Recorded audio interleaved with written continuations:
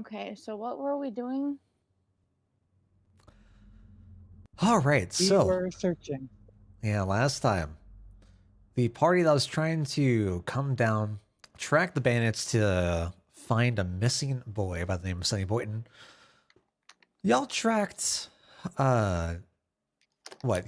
You all tried to head south into the Gobwood, following the directions of a bandit that you had previously interrogated, or rather, Sev and Gale had interrogated. Made your way a couple days into the woods. You had one of your fellow guild members assist you and wait by the cart as you all ventured inside the heart of the forest and found yourself besides what looked to be a pretty established keep built into a cliffside. After a swift night battle where Rayleigh had kind of taken the charge with all of his traps and set up the reverse entry for the guards. You all steamrolled through them, found yourself inside, found a couple of guards who were just snoozing inside, tried to interrogate them, made your way down the next floor. Yeah, accidentally. Made your way down the next floor, looked room by room by room, and you found the bandit captain that you had met with a few weeks back, Realist being your first experience with him. Fight ensued. You all had emerged victorious. Reese did hear some sort of mechanical hum or arcane hum behind the walls somewhere, and as you all searched through the rooms, you discovered a switch in one of the gargoyle, located on one of the gargoyle noses, and behind you, a stone wall began to move outwards. Not wanting to pursue what lies beyond the doorway yet, you all decided to head back out. Try to see what we're in the other rooms. So currently, we're in we're at the door directly outside the hallway leading to the captain's quarters. Waiting to go in. Now, I don't remember looting the last room on our left. I only see me in a room. Right, because everyone else is outside. You were looking up at the wizard's books from what right. You were trying to shuffle through the locks and everything. Yeah. What I mean is I remember going here. I remember going in here. Did we go in here? Yep. Okay. That was the middle room. Was the room that had all the putrid smells of the rotten produce and everything. You just opened it and just quickly shut it. Okay, and just to be sure, this isn't anything right here, is it? Where? Right next to Reese. Yep, that is the last doorway that y'all were gonna head off into. Oh, okay. Well, we should do that. Yeah, absolutely. And just in the nick of time, what's up, Kev? Welcome, Reese. Right on, thank you. Yeah. So we're just catching up. We are about to enter the door off to your left. I don't see Reese's token, though.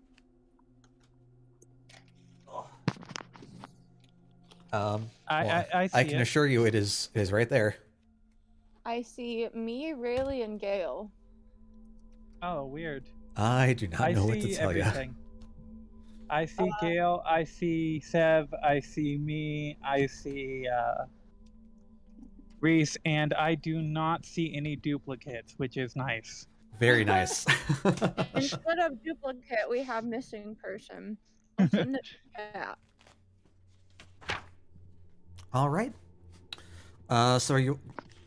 I assume you all want to enter the door. Just to be clear. Yes. Yeah. Okay. Yeah, that's oh my god, I'm having so many issues with my audio tonight. What in the world is going on? I can hear you just fine. No, yeah, I mean, okay, sorry, not my audio, my camera. It's being all finicky. It's being annoying.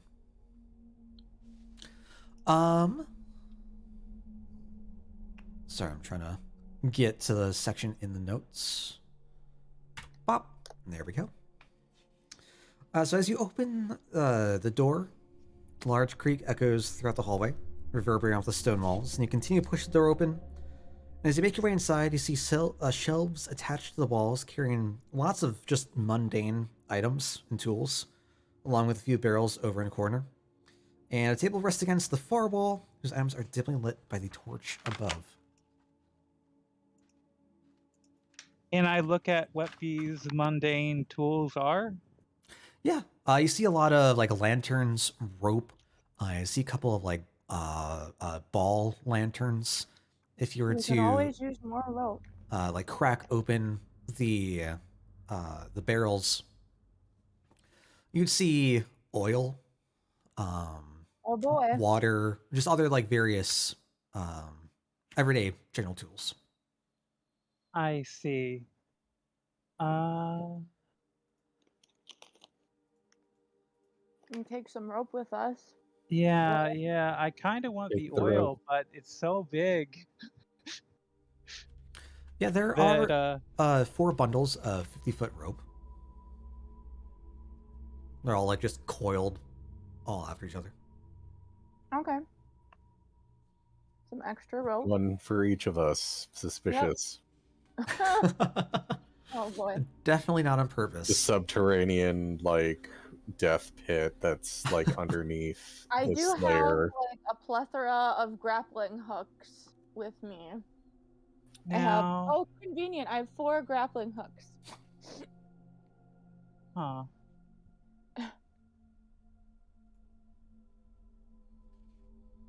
Yeah, that's. I'm okay. debating something at the moment. Yep. So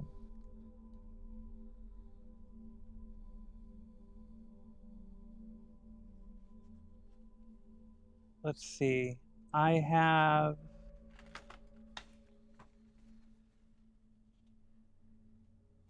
give me a moment, sorry. Yeah, no worries. Mhm. What you thinking about doing?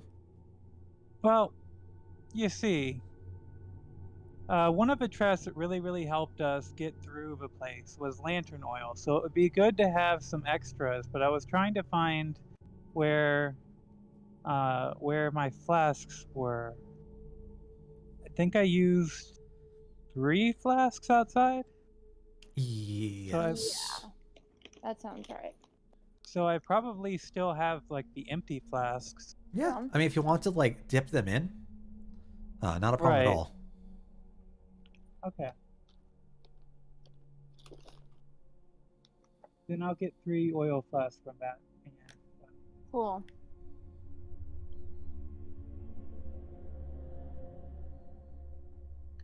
All right. So yeah, as you like all approach and you just get the general idea. This feels more like a storeroom, kind of the similar to what you had seen up above in like what appeared to be the common room or training room. This is just on a lower floor, more accessible to the barracks. Mm-hmm.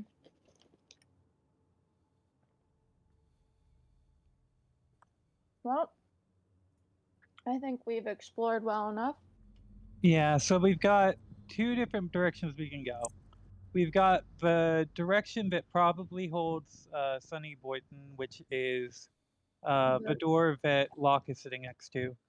And we've got the door further in from the captain. Now, if we were trying to accomplish the objective, I'd recommend going to the Sunny Boyton door. But Also, if if there's more beyond that door, we're totally out of spell slots Yeah. That's true. or resources if I want to kind of speak in character. But if we Or manage, bed? sorry, if we manage to tell,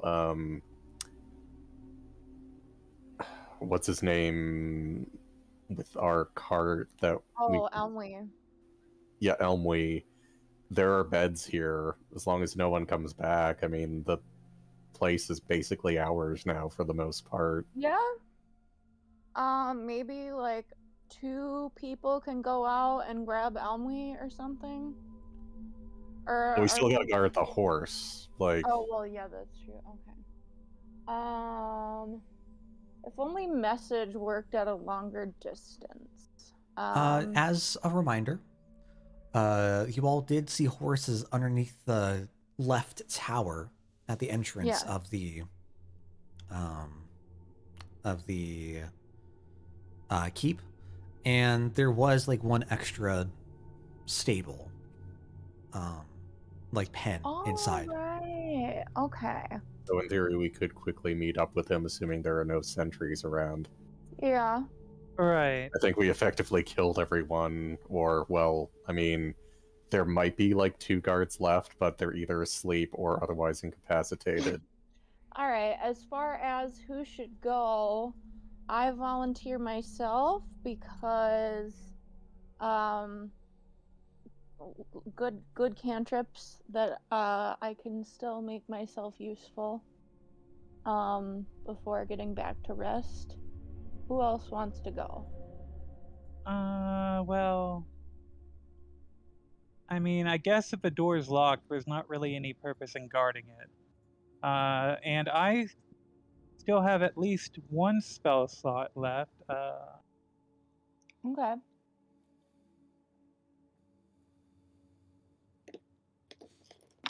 It's tempting, but it's a really good point about the spell slots. Yeah, I mean, you basically wrecked everyone in that room, but I kind of think you're pretty well exhausted out of it. Yeah. Yeah. And I guess we waited so darn long to rescue him. Like, one more day may not be so bad, as terrible I as that feel is. like, yeah, I feel like, there's literally beds here. So I have See, one that's what I was spell- thinking. Oh, I guess I can't. I don't know if I could say that aloud, Dale. Can we? Avoiding numbers, yeah? I mean, like you can get the general sense of like feeling like spent, Okay, right? so Like, yeah, another way to put it would be like, like Reese may say, like aloud as we're contemplating, like, I might have it in me for one more spell and that's it, kind of thing. Yeah. He kind of Yeah. looks at them.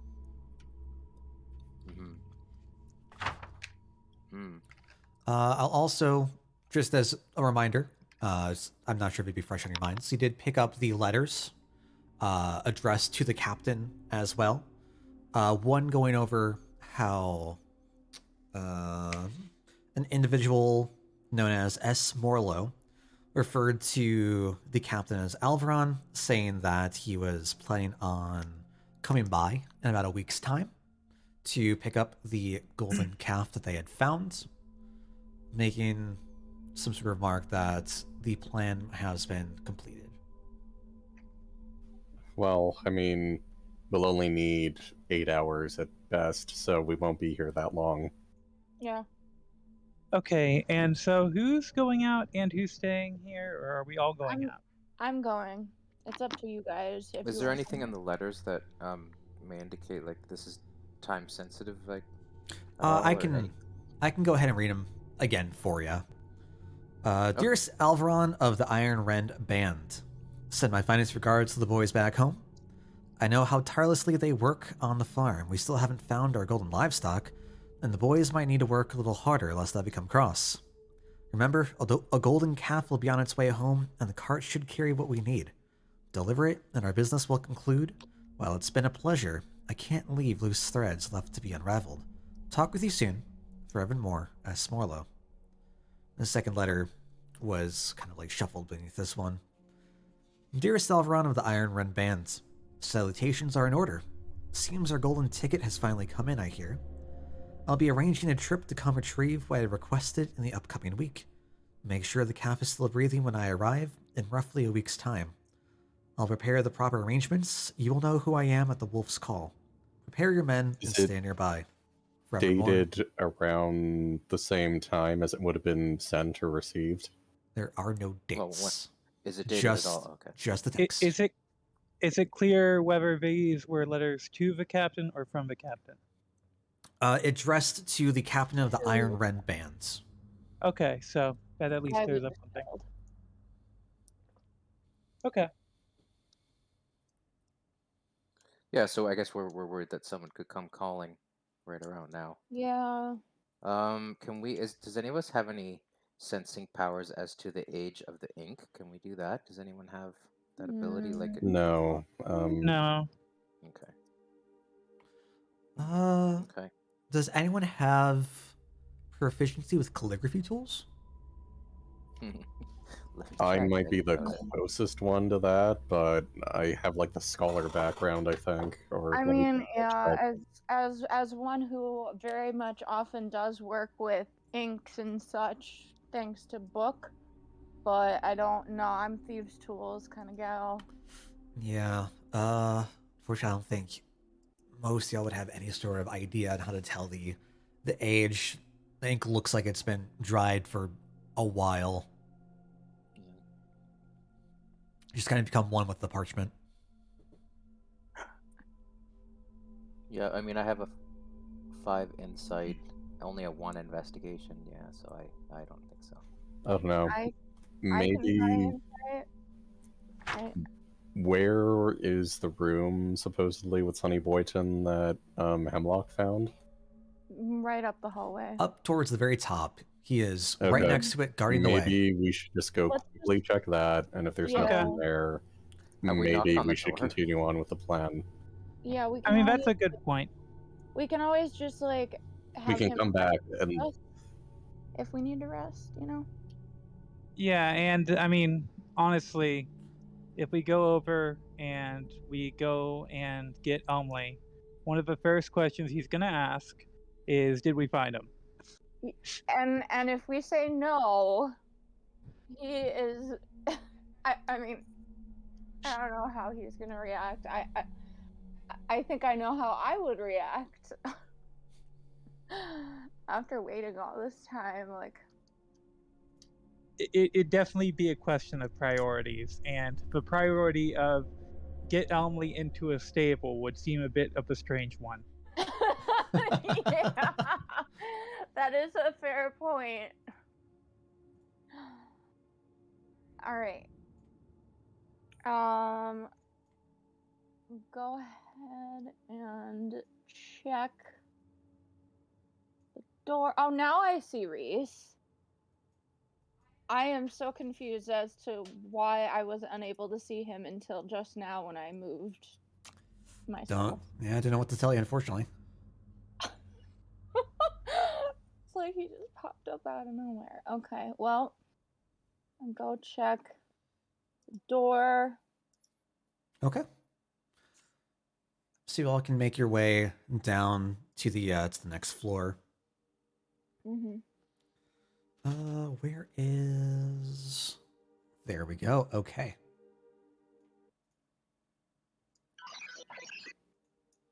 What? What's beeping? Is that Reese? Is that? I don't What? think so. it's something electronic. Because I'm hearing it like what sounds like coming from another person as Oh, well. you guys can hear that too? Yeah.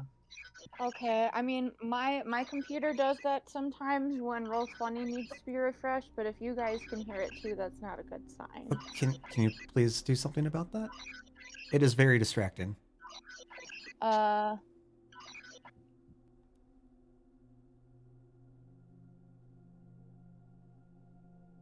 All right, Yeah, it's we've better. never heard that before. It's better That was now. new. it's gone now? Okay. Yes. Yeah. Okay. I had a heart I attack. have no idea what. Cool. See, I have yet to figure out what that is, or that's the first time you guys have been able to hear it, apparently. Okay. All right, so you'll all make your way down to the next floor. You descend down the stairs. The rough-worked stone from the floors above begins to just transition to a smoother, more solid-looking construction. And you come down the stairs, you enter a foyer. Low-hanging ceiling, roughly about 7 feet tall. In the first room of this foyer, there are 4 pillars that are set into the corners. And the hallways break off to the west and to the south.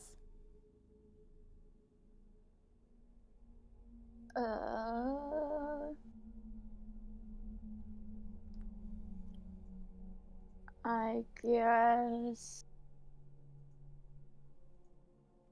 You know, there I isn't. have it in me to Spider Gale one more time. And I could just ask Locke which direction he thinks. Yeah, Yeah. both are good Sure. options. Forgot to bring Locke down.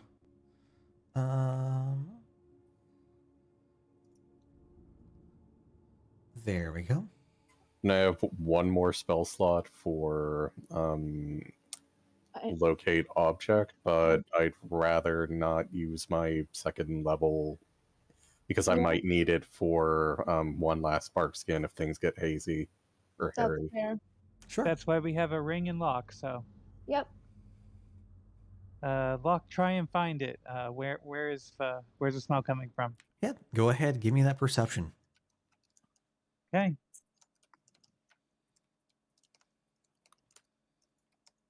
Having Locke has been real handy. Yeah. Yeah. I mean, Fine. the ring was expensive, but it was worth it. Yeah.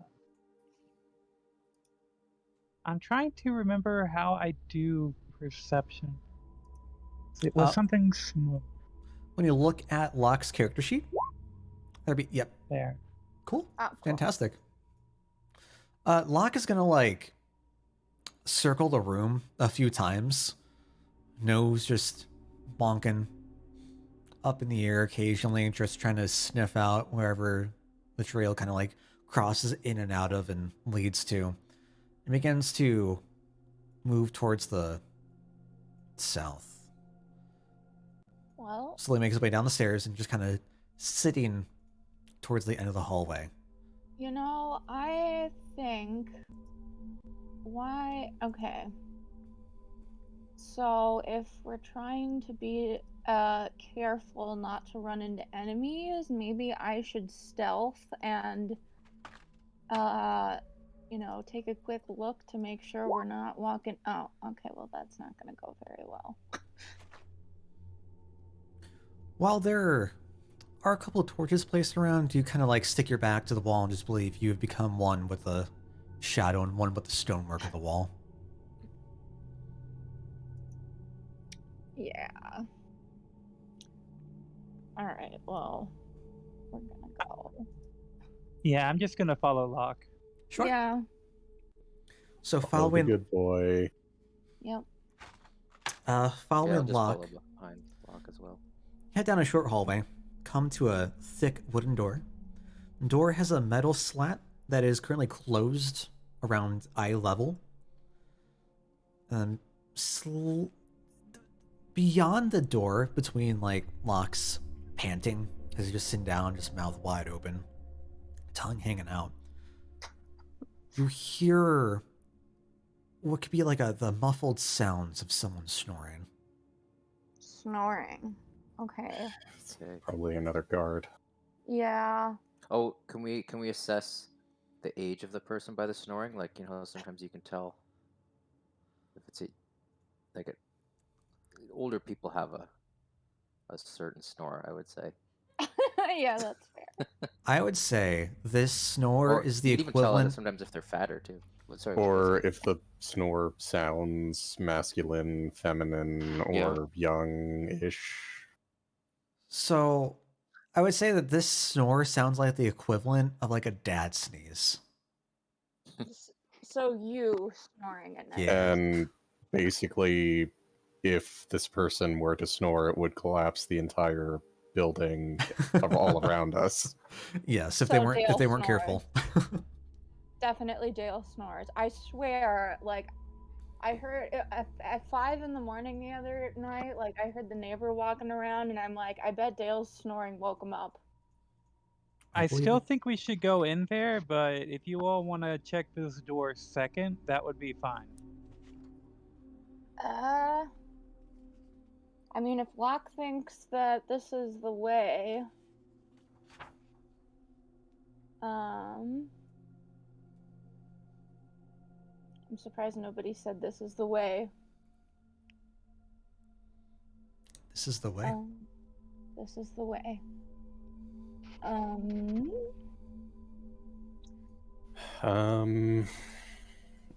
Oh, I think I got left behind. Sorry. Wait, well, we could always open the slat to look inside. That's a good point. As you take a look at it, it doesn't seem like there's anything on your side to open it. It's just like flat metal. I see. We could try and open the door quietly. I mean, if they're snoring, maybe they won't wake up. Yeah. Maybe somebody who's not me can try stealthing and maybe roll better. I'll I try, mean, sure. Meta, first of all. Oh. Yeah. I mean, you would not know how bad your numbers are. Well, I did say I was going to try and open it quietly, For sure. so For sure. I'm going to roll stealth for that. Go right ahead.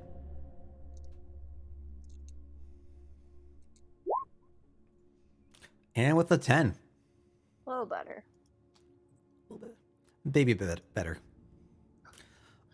Yeah, you like place both hands on the doorknob and kind of like in rhythm with the snoring. Yeah. Like you hear the breaks where they begin to like breathe and there begins a lull, and then right on time you just open the door right up, and there's a slight squeak that's completely overshadowed by the snore. I love how you did an impression of yourself there, babe. I know myself very well. And door opens. All right, so really, as you begin to move in, get back to the... There we go. As you begin to move in the room, you see a desk tucked off to a corner and a board of wood hanging from the wall, with keys dangling from pegs. The room's noticeably bare, apart from a metal door heading out to the right beside what appears to be like a flag stand. And just right at the desk, hunched over among like bits of paperwork, you see one of the like bulkier blue leather garbed bandits just snoring away. Okay, I'd like to try and ruffle through my bag of holding quietly to try and grab out a net. Love where this is going. Okay. Unfortunately, I don't have any more casts of choke, so we can't do that little skidoo. Bonus action, cast Shillelagh. Okay. Let's see what I got here. Yeah, so should I roll again for stealth for searching the bag, or? Yeah, Nope. Sorry, can you move my character piece to where we all are? Yeah, I got you. We're just down all in the hallway here. Okay, so if I'm able to get it out, you'll decide. But then I'm gonna cast. Let me double check the weight of a net. Ooh, I don't remember off the top of my head. Yeah. Yeah, no, I got nothing like. I remember I was never. Okay, it weighs 3 pounds. 3 pounds. Can we decide that whether or not Mage Hand can drop a net outside of combat? All right, so that's interesting.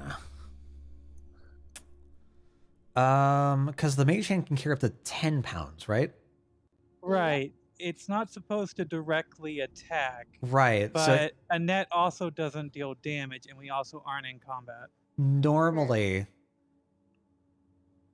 let me think about this. Also, Normally, it can't make attack rolls. If Risa actually sees him fumbling around with a net, like enough to get the idea, if that's the case, maybe he might just say something like wouldn't putting the net on him wake him up? Like, should we wait until he's alerted and then throw the net, or should we do it now? Best do it now. Yeah, I mean, I was gonna do it now either way. So. Yeah. Okay. So I'm gonna say in this occurrence, yeah, not a problem. Because it can't directly make attack rolls. This is going to be a save on the bandit's part. But, I mean, he's sleeping. So he's got So, I want to say it's disadvantage. I need to refresh myself on how this works. That's so funny. Counts as incapacitated, if I remember right. Can't take Like, actions you or even react. make No. rolls? Yeah, that's what I'm trying to find out right now, because I've never.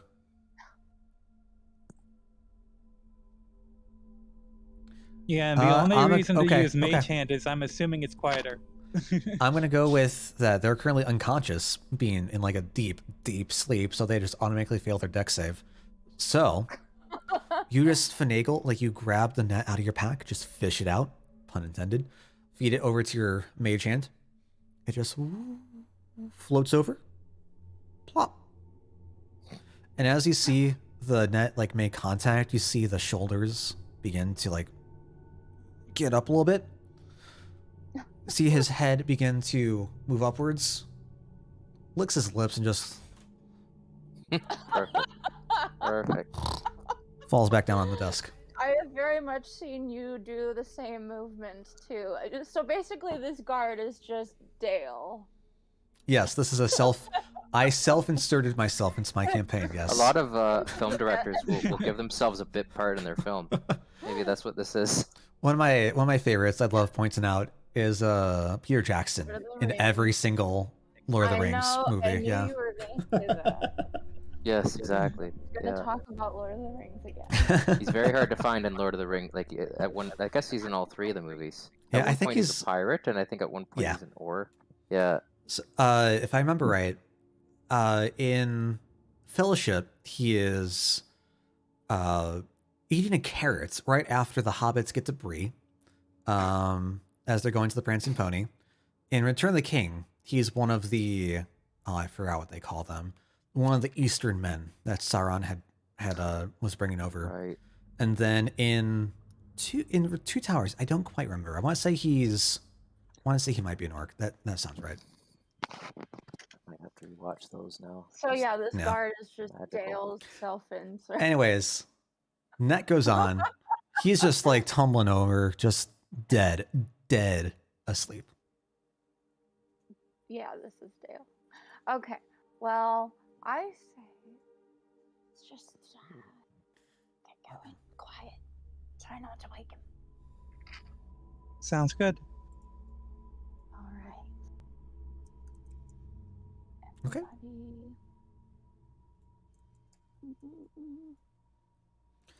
So you all can make your way on through. It is a wooden floor, and it appears like there are some like loose floorboards as you all begin to make your way into the makeshift office. Nothing terribly loud, though. A couple squeaks here and there, all relatively quiet.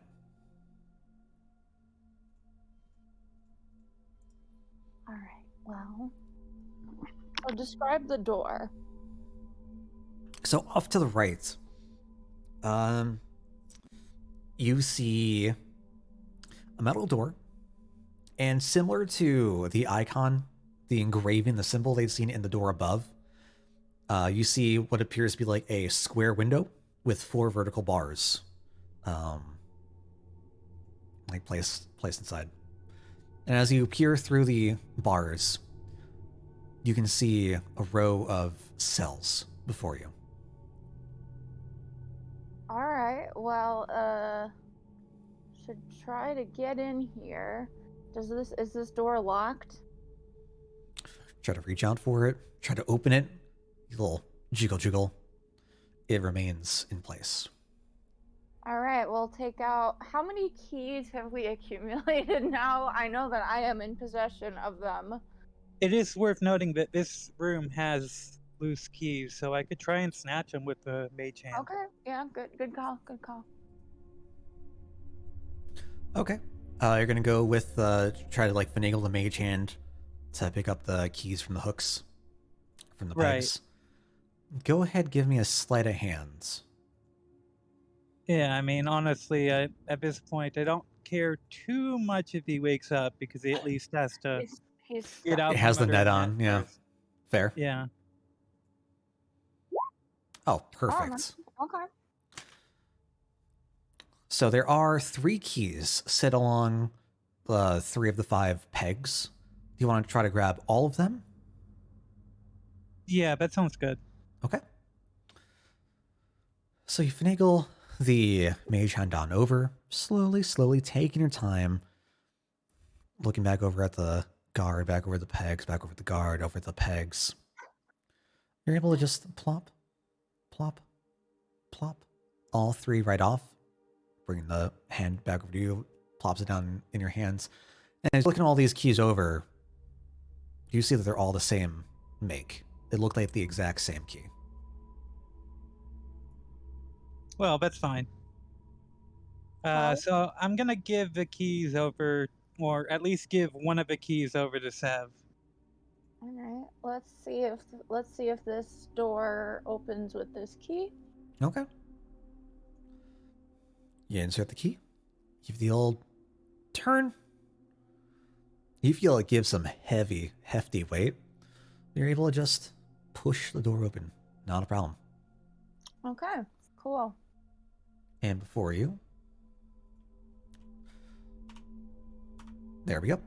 You can see a line of cells as you move in. Okay.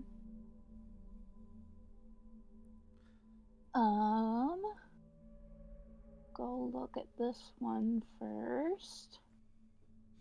Sure. Looks empty.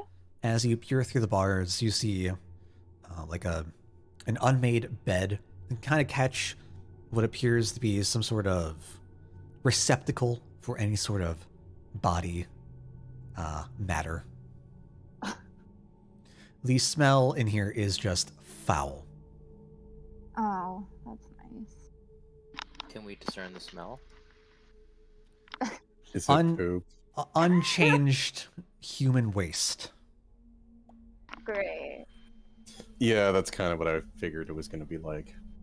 Yeah. Sorry, where are we again? Sorry, I had to. I was getting something from the fridge. No worries. Sev just You made were her picking all way. the keys, but where did Yeah, you go? Sev just made her way into a row of various different cells. Oh, okay. Stinky cells. And I decided to follow behind Sev, if that's okay. Yeah, absolutely.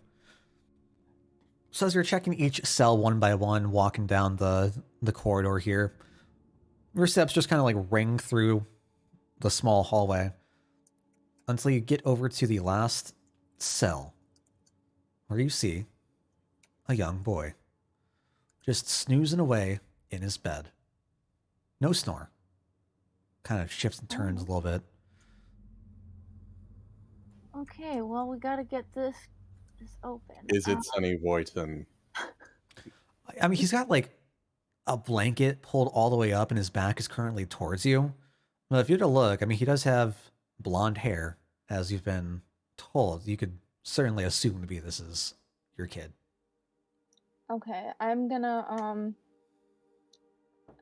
well, I guess whisper as loudly as I can without waking the guard. I found him. All Are you right. sure? I think so. There's a boy and he's sleeping. I guess I'll scoot over. Okay. All right. So I'll try the same key again, although it's probably not gonna work, but might as well try it. Sure. You can slot the key right in, twist it. Here, clink. Lock's open. Okay. All right. I am going to step in here.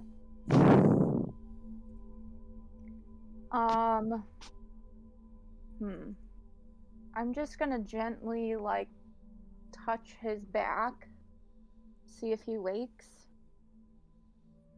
Okay.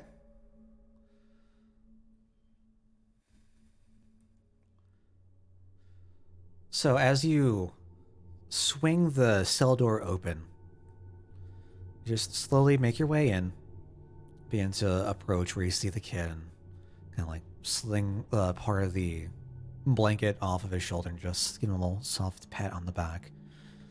And you just see him like shiver as he just swings, like rolls around, like makes like direct eye contact with you.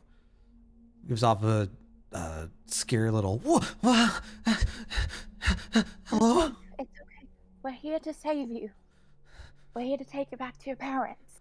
But you've got to be quiet. Okay. All right, come with me.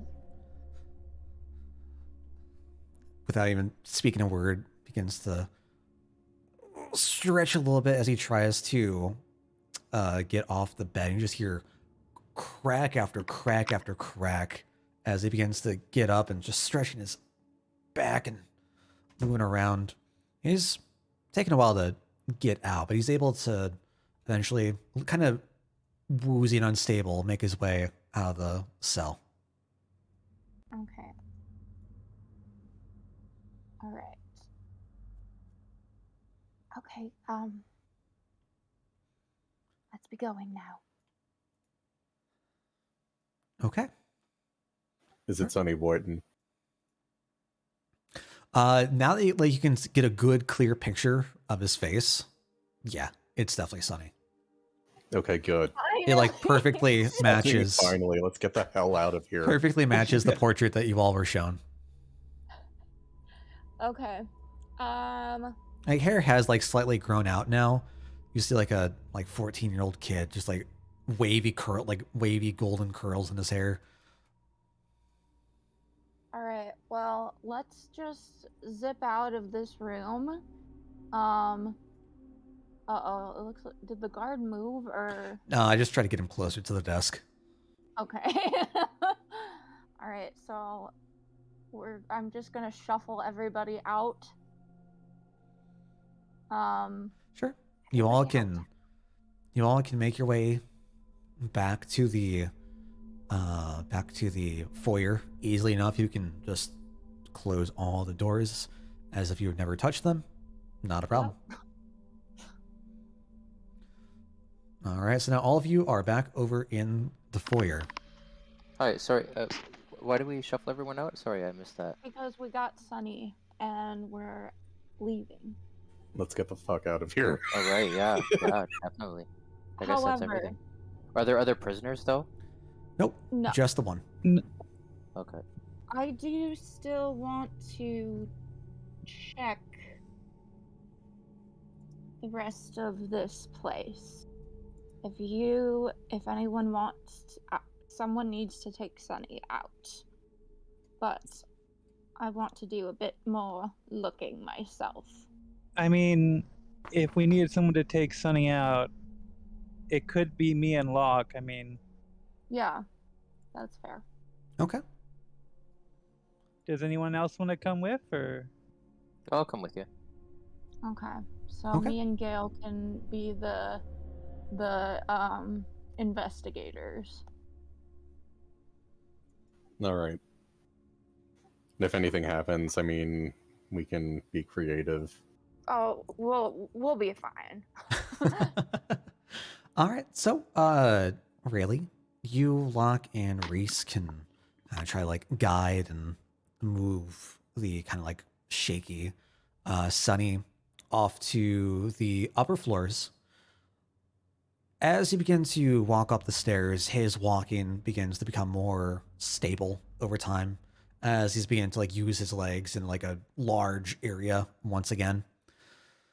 Hey, you just, he sometimes like plops up against one of the stone walls as you're walking up, but just shakes himself up awake and begins to trail behind you once more, and you can easily make your way back out to the entrance. All right. Okay, so I'm gonna take him over to Elmley. Mhm. And then I'm gonna get Elmley to bring the carriage back over to the stable. Okay, That yeah. works. Yeah, easily enough. You take I about think we what? should all totally take a horse once we're out of here. Oh, yeah. I mean, yeah. Or, like, you know, see if we can make a train of horses and bring them back to this town. I 100%. We're taking these horses. I mean, I did tell like one of the people we let escape, like, don't take any of the horses. We're taking them. That is true. I completely forgot you said that. I completely forgot you said that. Oh no. Right. All right. So you can make your way out past the like the entrances of the keep. Takes you roughly like 20 minutes to get back to Elmley. Well, you get the feeling that now that all the guards are gone, there isn't a whole lot of threat in the immediate area apart from just the wildlife around you. You do hear a couple of like bird cries late at night now. Nothing imminently dangerous.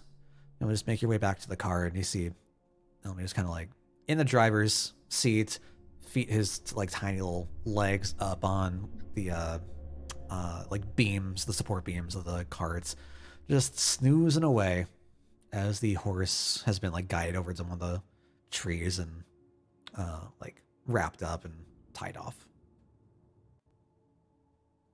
Yeah, I guess I should wake up Elmley just so he knows the current state of things. I mean, Yeah. I could try and drive it while he's asleep, but he is kind of away, it sounds like. Yeah, he's like sprawled out, like one arm on the end of the cushion of the driver's seat, another just like wrapped around his chest. He's got his little legs like up on one of the beams. He's occupying like the entire seat. Yeah, so I'm gonna wake him up, and if he's grumpy, I'm gonna offer him a bottle of wine. Love it. Yes, the spoils of our victory. You can go like try to give him a little nudge. He's gonna like remain asleep. Don't give him a little nudge, and he's gonna like wake up with a jolt, roll over, falling off of like the cushion onto like the part where your like feet rest, and he's just gonna spring up, looking around, all over the place, draw a knife from his pocket, and just hey, what was that? Oh, It's okay, it's okay, it's me. It's you guys. Hey, I wasn't dozing off or anything. I was just trying to protect the cart. You know. It's fine. I'm sure you would have woken up if something happened. Yeah. Yeah, you right. How was the how's the exploring go? Well, it is me and Reese here. So, we all found Sonny Boyden. He's actually right here. It was quite a tussle there, but everybody's fine. And I brought you a gift. I'm gonna pull out a bottle of wine for him. Oh, hey. I see how he's doing, kid. All right. I think I'm gonna take a liking to you. Oh, I know you already know, really. Yeah, you know the stuff I like. Yeah, thanks, kid. There we go. Yeah, so I'm gonna bring Elmley, Sonny Boyden, Reese, and Locke back over to the camp and in the stable, while Elmley, I guess, enjoys his wine. Sure. Yeah, you can. It is going to be a bit more difficult to maneuver the cart through the trees of the woods because there's no path that leads directly to the keep. It just kind of like breaks off in the middle of the forest. But you can like find sections where it's easy enough to move over. Could I get an animal handling check? Fantastic, and this was with advantage with Elmley's help. So you're able to just slowly, not quite as slowly as you thought, the horse kind of seems guided on its own, seems like it's gotten a long enough rest. It's kind of like stamping its foot, wanting to get moving. Take a couple minutes, hooking it back up. The horse has gone from being sleepy and don't want to move to I've been stuck here in the same place and I want to go somewhere. Yeah. You can easily enough make your way back over to the entrance of the keep. You can slip through the cracks of the barricades right underneath where the bridge connecting the two towers were, and just like park the cart right out front. Okay. So Reese, Yep.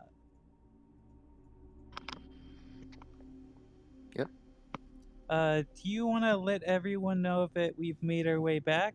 Go in there and let them know. Yeah, am I going back to where we were before? Like, are they all still there?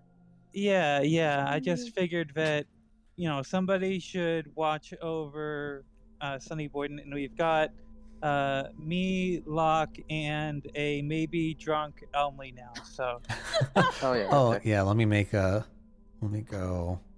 Make a con Because he's just been drinking the entire way back. He's just taking like, pops the cork off, one sip, waits a couple minutes, another He sip. is very drinks a couple. small, so Where is Elmley? There he is. And oh no. Okay. This is fine. yeah, he's Oh no. So he takes a couple sips, and as Zelmley DUI now. so thankfully Rayleigh's the one who's driving. But Elmley's like the GPS. I really wish he was a gnome so I can make the like a true to life GPS joke. The gnome positioning or whatever. But as you're going through the forest, you just hear him go, "Hey, yeah, I think I knew that tree one time. We kind of had a thing going. Ooh, just making comments about all the nature that's passing you by. Just gonna go, okay, that's nice, Elmy. Sit down." Elmley had a relationship with a tree. That's what I learned.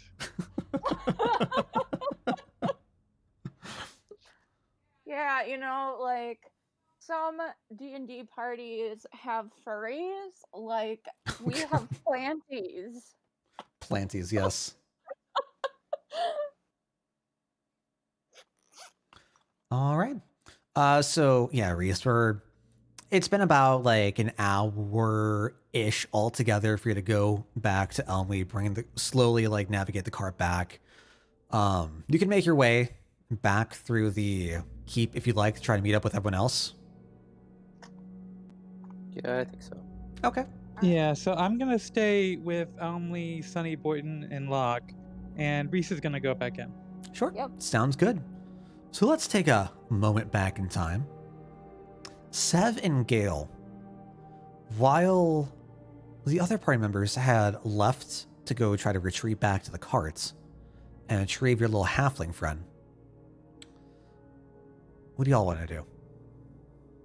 Well, for one thing, I kind of want to see what's to the west down this hallway we did not take. So. Lead on.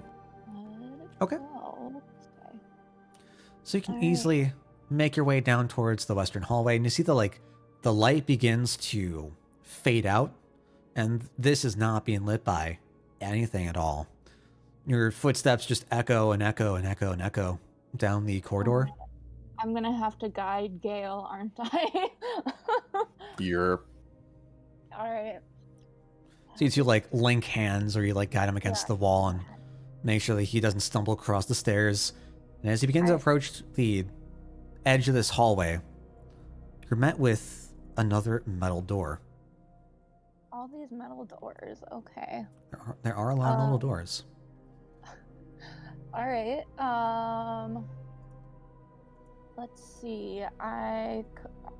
Okay. Seriously, how many keys do I have? Because I have every single key that we have taken since we have gotten to this place. I believe you have 5 keys. The 3 for the cell, and then the 2 from up above. Okay, so I guess I'll try the one that we got from the cell first. Although it's probably not gonna work, but let's see. Try this key first. I do have 2 keys, but they match Well, yeah. Sev's key, so. Oh, okay. So you only gave the right. 1. Okay, so you've got 3.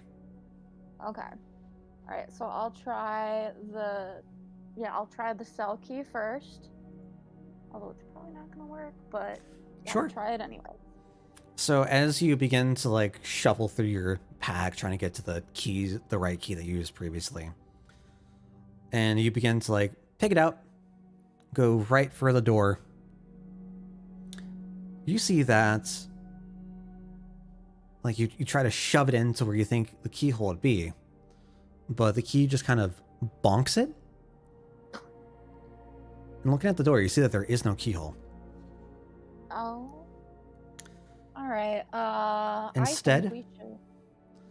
in where the keyhole should be, it seems that there is like an insert slot, roughly the size of a coin. A coin. Thankfully, not a jigsaw puzzle. Yeah. A coin. All right. Have we picked up any coins? I don't think we have, and we did search the captain's body and everything, unless we just happened to No, I could have sworn miss it. I remember there being a coin somewhere. I don't remember if... I mean, you've picked up a good number of like gold and silver coins. Well, I mean...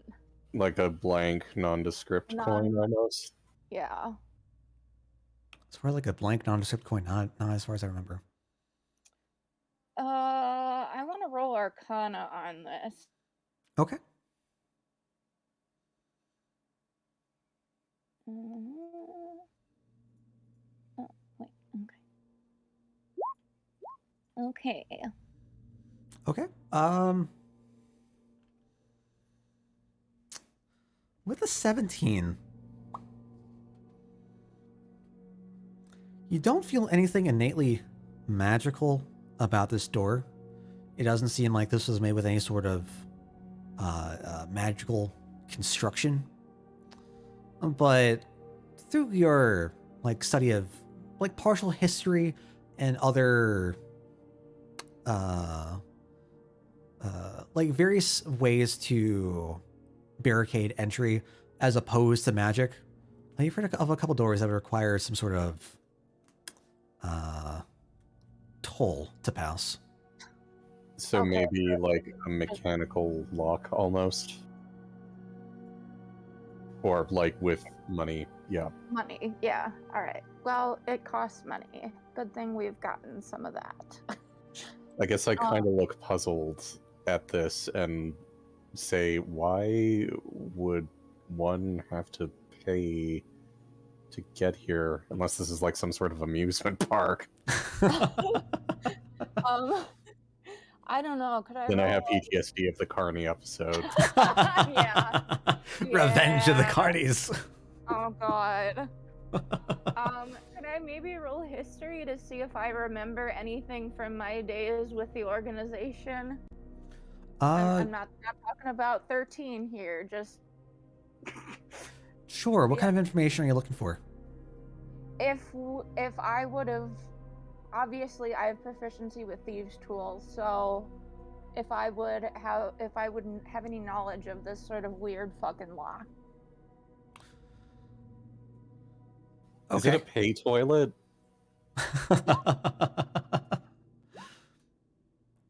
With the 19. It's a really good roll. So, leaning back on what you remember, you've heard stories of these kinds of locks being used to safeguard like different rooms of banks or other financial institutions. Oh. Anything that would have like some sort of really protected goods behind it.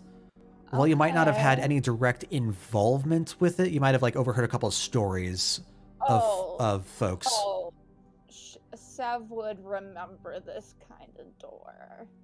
Like, probably thinking back, she's like, there's gonna be money in here. All right, I'm gonna stick a gold coin in the slot. Okay. Would you be able to tell roughly what size coin it would take? Like $1 loony, or I mean, not loony, like quarter, etc., versus like a silver, bronze, or gold piece? Ooh, that is a good question. I've never really thought about the different sizes. Yeah. I've had in mind that like the various different kinds of coins, they're all like minted the same size. Yeah. Okay. But you know what? I think I'm gonna make the larger coin, like slightly larger coins, would be copper, going down to the smaller coins of gold. And it looks like it's on the smaller size for gold. That would make sense. I mean, gold's expensive, so this you don't is want So to it'd be use more. 30 versus like maybe an alloy for copper or something, or maybe pure copper. Sure. But yeah, I'll stick a gold coin in there. Yeah, sure. Fantastic. After you insert the coin, you see it just vanish into the insert slot. Hearing a plunk as the coin slides into the contraption. And the door begins to kind of like jitter back and forth a little. And after a second, you hear a click as the door shifts in place. I hope it's bandit land where a thief can be a thief. And as the door swings open, you see a cast of various different members, all in these multicolored leotards, very similar. Oh my god. I'm just kidding. I'm gonna kill you. You open the Cats. you open the door, and light bursts out from the new room. Before you lies a room that's roughly 30 by 20 feet, sitting arches upwards, lighting the room with metal chandeliers. Tables line the walls. Looking around, you see that they're bolted on like these hinged corners. Strewn across the tables are various different items. Towards the far wall is a staircase leading up to your right, next to a bookshelf with a few books left ajar. All right. Well, I guess maybe we should look at all these books. If Sev wants to roll, I'll provide the help action for investigation. Okay, Sounds like a plan. sure. Sounds good. Uh, Give me that investigation. oh. Man, oh man, oh man. Rolling hot. Just not on stealth. So perfect with a 22. You begin to like take apart the different books, just taking a look at them, and they seem to be real boring books. Even for me. Even for you. They seem like they appear to be like various different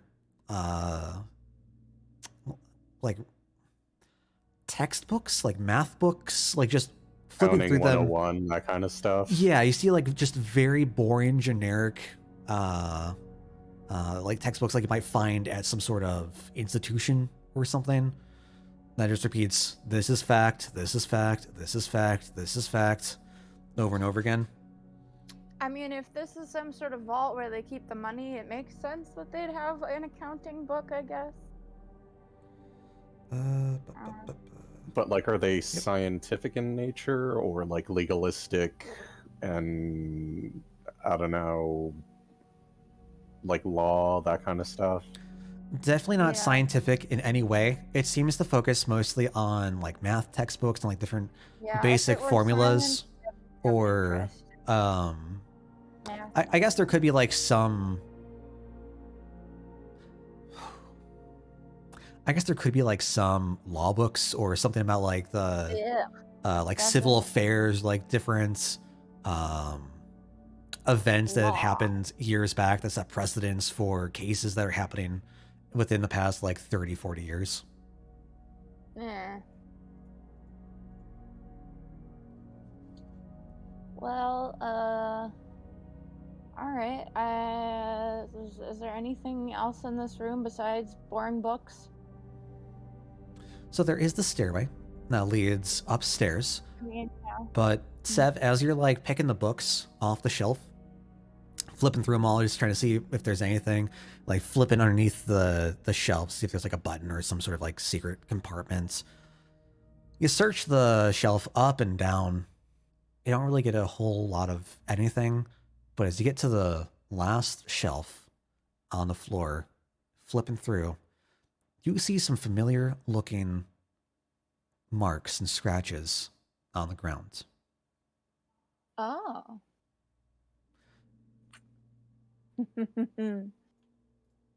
So we need to find something like the gargoyle mechanism then. Yeah. All right. Now that we kind of know what to look for, can we search the room for like a button or something? Yeah. Or anything, or like book. I mean, not that we actually know, I really can't bring that up because we technically forgot about it, but like books that look like they're in some kind of deliberate sequence that we could rearrange, perhaps? Yeah, go ahead, give me a perception. Okay.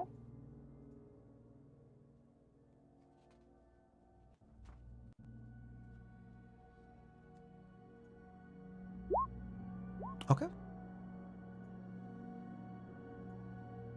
Well, we're doing good. Doing good. All right, so with a 21. So as you're trying to take a look around to see any sort of cipher or like a lever or a button or anything that might activate what you believe to be a passageway behind the shelf, you take a quick scan of the room. You see that the tables behind you are full of various different items. They look to be a variety of weapons, armor, other mundane items. There are a few notable exceptions where you see bottles and vials just all clumped together, as well as some other like odd looking tools and objects. Additionally, you spot a few crates that brandish the flagged iron's symbol of a hammer striking an anvil off between a couple of the tables right Well, we're gonna have to bring those. there. Yeah. Just shove them in the bag. Yep. These are like hefty crates. They're gonna be too big to try to like fit into the bag, unfortunately. Okay. I guess we'll have to like rummage through the crates. Yeah. Sure, if you want to take the time to like try to set everything off into your bag itself, and Yeah. Sure. Like, just put everything in one by one. Sure. I'll say spend like roughly 15-20 minutes just prying everything off, going through like all the straw. I mean, this looks like this place is locked for a reason, so Yeah. Sure. So you're going through all the straw and like just all the stuff that's just protecting the goods inside. And you've got a couple of weapons, some like bits of iron bars and various other bits of metal. And iron bars, those could be valuable. Yeah. Wait, does this look like it might be the blacksmith's equipment? yeah, these are the crates that have Yeah, the flagged have iron's the- crest on them. Okay, yep. So Oh, we we're gonna- solve that problem too. Yeah. I mean, I was definitely thinking about it. That's part of why I wanted to finish exploring. So- Okay.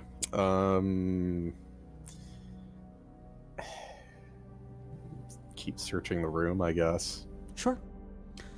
So as you finish up, you put the lids back on top of the crates, and you make your way upstairs, taking a look around. You see that there are a few more tables that are bolted to the wall, various different items scattered on top. A bookcase rests along the other end of the room. Torches are lit along the stairway, and the bookcase just crackling as you begin to walk up. You do notice a golden glimmer come from the base of the bookshelf near the torch on the far side of the room. Golden glimmer. Mm-hmm. Gold. What kind of golden glimmer? Like, is it just money?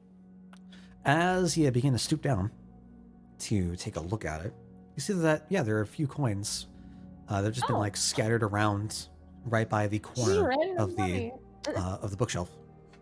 Just like a Skyrim fort where you like find a few gold coins sitting on the table. Is there a wheel of cheese here too? That would be upstairs.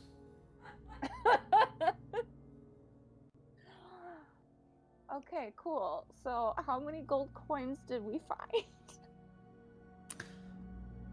Who's going to pick them up? I guess me? Okay. Just gonna bend over. You find 4 gold coins just scattered all along the floor. And as you're beginning to like get back up on your knees and push off, you glance up and you make direct eye contact with the underside of one of the shelves, where you see something looks a little off. The shelf is slanted in a way that it didn't seem very noticeable looking up from where like the scales very skewed, but looking back up at it, you see that it like one row of books seems to be heavier, like weighing that shelf down. All right. Can I like take one of the books off and see what's up with the book? Sure. I mean, remove the volume from the shelf. Taking a look through it, appears to be like the same kind of just boring generic books as the previous bookshelf. But does it feel extra heavy? It does not feel extra heavy. It has the same kind of like width and girth and weight and heft of the previous books. All right. Well, I don't know. I guess I'll start just flinging books off. See what's up with this shelf. Did you find something on that shelf? It seems like it's slanted a bit. Like it's something's heavy. Something's wrong with the shelf. I don't know. Help me get the books off, I guess. I help get the books off. All right.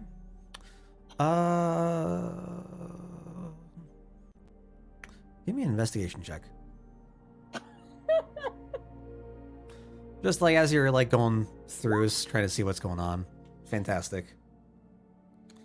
As you're taking the books off the shelf, you reach for what you believe to be another book after they've all just been just all thrown, strewn about the room. Like you hit one of the tables and you hear a clatter behind you as one of the items just like falls down to the ground. Like you hear like a clang of metal. Like looking back, you see a sword that's just on the ground. Sword on the ground. Yeah. But you take a look and like you try to feel for another book. And as you reach over, it doesn't feel like a shelf. As you've like slid underneath, it feels more like some sort of device. As you bend over to try to get another closer look at the shelf, you see that it's a button they can like press inwards towards the side of the shelf. Well, that's nice. I guess we can push the button. Push the big red button. Yeah. Yes, there. As you begin to crawl towards the bookshelf, trying to get a better idea of like what this device possibly could be, you see on the back, like the back end of the wall, Red button. Please don't push whatsoever at all. Just like all kind of scurried from the book seed, like tossed out. Like, actually? Yeah. What? Yeah. Babe, what the fuck? It's telling you not to push the red button. But you push the button. Knowing Sev, she would probably want to push it that much more. Just to see what happens for science. And as you press it, you begin to hear a whirring and stirring of gears behind you. Oh. It's the Tarrasque, isn't it, Okay. Dale? Yes. In this very large room. No, but you begin to hear like the scurry of gears begin to unwind, and you hear the soft scrape of stone on stone begin to come from behind you. And looking down the stairs, you can see that the door, or like a new entryway of the bookshelf door, has opened. Found the way in. Alright. Let us proceed with caution. Proceeding with caution. Sure. Uh-oh, what's up with this place here? Okay, this definitely calls Sweet. Arcane check. Arcana! Okay. I'm not talking to you, Cora. It's a weird symbol on the ground, like... So, you begin to head 10 feet down this new corridor into a small octagonal room. You notice a mixture of silver and gold coins leading from, like, just past the bookshelf that opens to 3 chests inside this room. And the lids of the chests are, like, slightly ajar, like, left open, with coins, like, jingling down and out. And you just hear the... I don't know what the coins sound like. You just hear, like, the jingle of, like, falling coins coming out of the chests. I like money. You see that there is like this bizarre looking engraving into the floor with a 16. Mm-hmm. You get the feeling that while this is it could be a simple pattern for, we'll say, presentation or decoration, you do get the feeling that there is something dangerous. Like a warding spell or something? I'm gonna ask Amal. Do you happen to know anything about, this? Just kind of gestures at what's going on here. Sure. And as being like probed back into your mind, you see like the world around you kind of grows gray, and everything just kind of like is phasing in and out of it. Let's hear them all respond back. Never seen that symbol before in my life.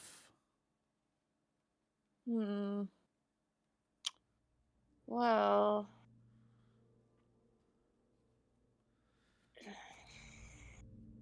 Okay. Do you think this could be something that they made a pact with? Or I'm sorry, I mean, I know you're not talking to Amal, but like, I guess what I'm thinking is this was like some kind of messed up familiar creature. Do you think maybe there was like a demon associated with it? Maybe. Well, also it could be a warding spell. This could be defenses to keep us from getting to the coins. God damn it, if only we had Rayleigh here with mage hands to grab, like... I don't have mage hands. You know what we do have is have grappling hooks. I'm wondering if I could like throw one, like kind of grab the grab one of these chests and like drag it to me so I don't have to step on the symbol. Oh, interesting. Okay. That could work. I just hope the chests don't have to be in a particular alignment to keep something potentially sealed in another dimension or something. I don't know. Okay. Well, perhaps. Wait. Well, I could. I want to pick up. How much money is there that we have like walked like that Sev would have been picking up along her way to where we are? Because I got 4 gold coins from upstairs. How many? You said there's gold and silver in here. Yeah, there's gold and silver like pouring out from the chests themselves. There was like a tiny little trail along the like 10-foot corridor as you walked in. We'll say like a gold every few feet. So there's about 5 gold that you picked up. All right.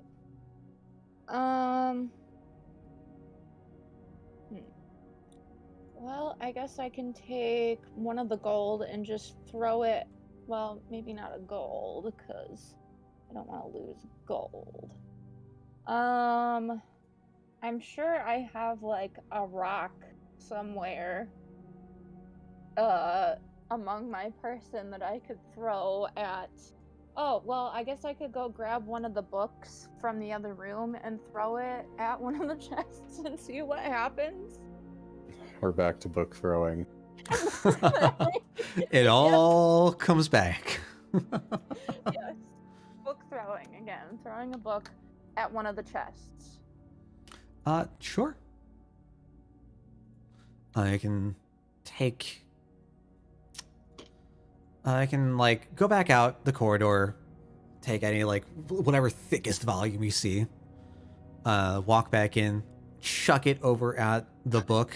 You're just the thud of the book being like as it falls down the ground. You hear a little jingle as it falls into like a pile of coins.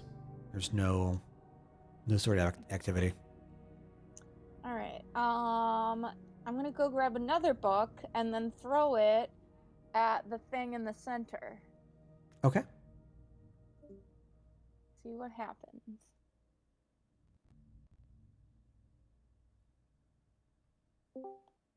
Welcome back. All right, so you take another book, another like one of the larger, wider, girthier volumes off the shelf. You see that's probably like about accounting. You toss it right into the center of the like engraved pavement. You hear the thud of the book as it lands, and like some dust, like a dust cloud, just swipe off of the top. Nothing else happens. Nothing else happens. All right, well, I think it's time to try the grappling hook with rope method and try to throw it and drag one of the chests over without stepping in the middle. I'll leave that to you. Yeah. Could I have... I'm trying to think about how this would work. Yeah, what even... Could I have an attack roll? An attack roll? I'm assuming like this is gonna be similar to using your dagger. Okay. Like just a ranged weapon, like a thrown weapon. Okay.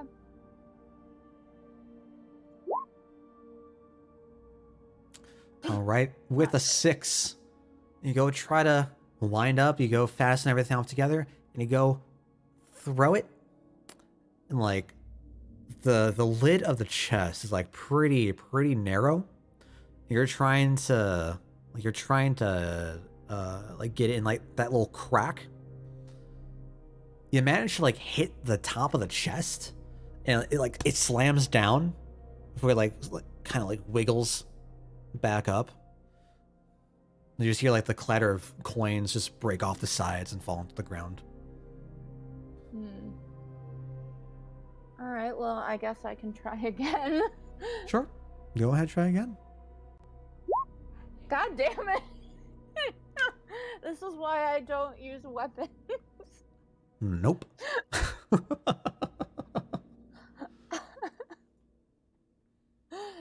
God damn it.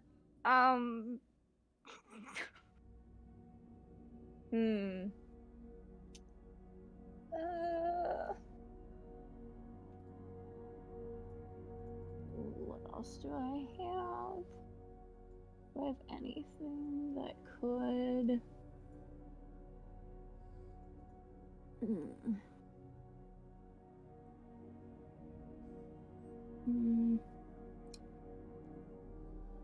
Trying again, I guess. All right, we can take a third attempt. I'm probably gonna say this is the last one. All right. Well, there we go. Okay, it just took a little threatening. Yeah. All right, so you're able to, like, now that you see the top like bouncing back and forth, you just ready up.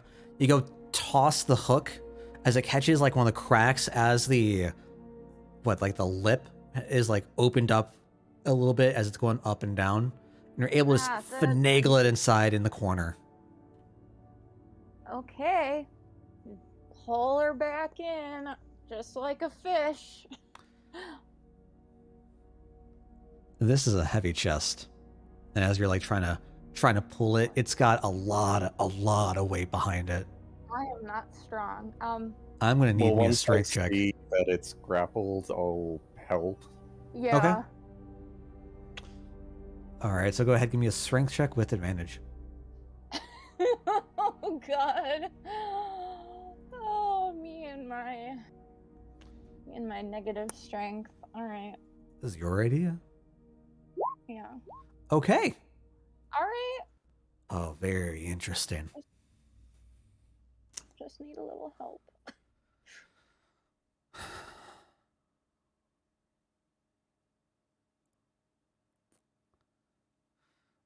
So, you throw the grappling hook into like the corner of the chest, and like the little crevice that's opened up, and you finally get a nice firm hook inside, like you've hooked a fish before. And you just begin to like start pulling, and you're trying, like the rope is taut, and you're really struggling. Gale comes up behind you, takes up some of the slack of the rope, and begins to pull with you as well on his side. Like I'll tie it around me like we're doing tug of war. Okay. Okay. Extra like leverage. Could I get a quick sleight of hand from you? From me? Yeah. I mean, if you're trying to tie it around yourself, see how good the knot is. Yeah. Oh gee. I mean, okay. Let's see what happens. I'm very curious how this is going to turn out. Hang on, sleight of hand. Okay. Well. So you take like some of the bundle of rope and just like shuffle it around yourself and like in and out of the rope a couple times. It's not really tied, but like a quick shove and it's in good enough place where it won't just like automatically, like the rope won't fall around you. But you're able to like drag the chest across part of the engraved piece of pavement. And as the chest is like halfway across, a blast of ice and frost covers the entirety of the room. Let me guess. Dex save. Shit. I am gonna need a dex save, Sev.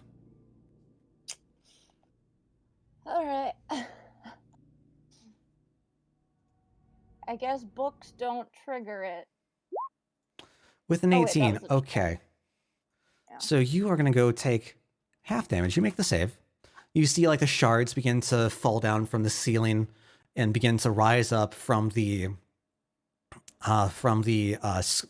engraved tile and you're able to just step a bit back, like over into Like smash Gale's. myself against the wall or something. Yeah, like you can go like right towards the corner of the wall, not a problem. Just out of the area. You are gonna go take 1 frost damage. Oh no. However, as you're scuffling around the floors and you got your back to the wall, you begin to hear a hissing coming from your left and your right. As you begin to see a small tongue begin to creep out of the chests that you were just looking at. They're fucking mimics. I'm gonna need me Fuck, some let's get the hell out of initiative. here. Rolling it. Oh god.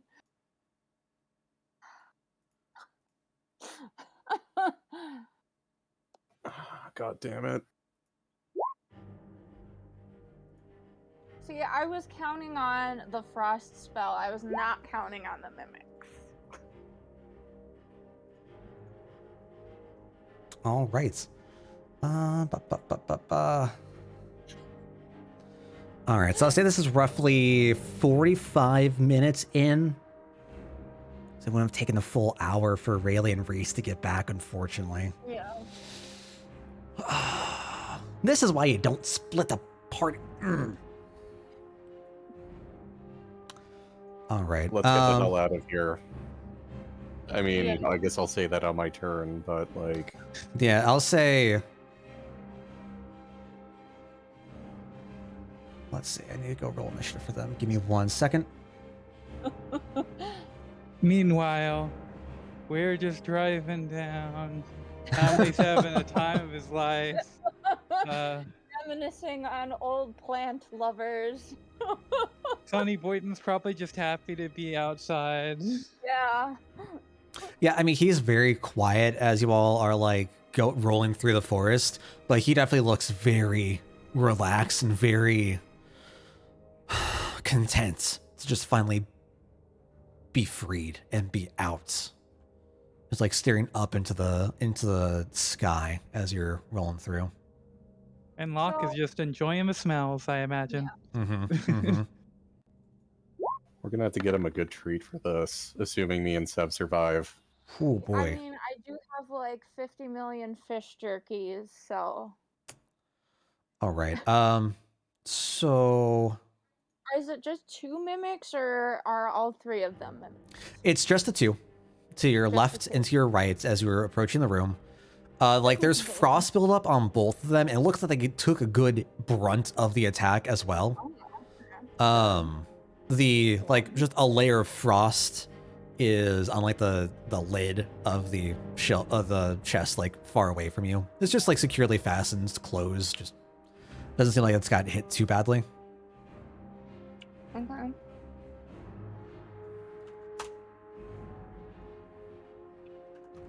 But we got some speedy chests apparently. So, Sev, the one that was closest to you that has like the grapple just in its mouth that's being dragged over, you see the tongue begin to just like slowly creep out. And it's like this like 4 foot long tongue or so. Kind of like a woodpecker, actually. As it begins to just like bounce and scoot, like just screech itself over to you and begins to lash out. Great. Love it. Where did I put? There you are.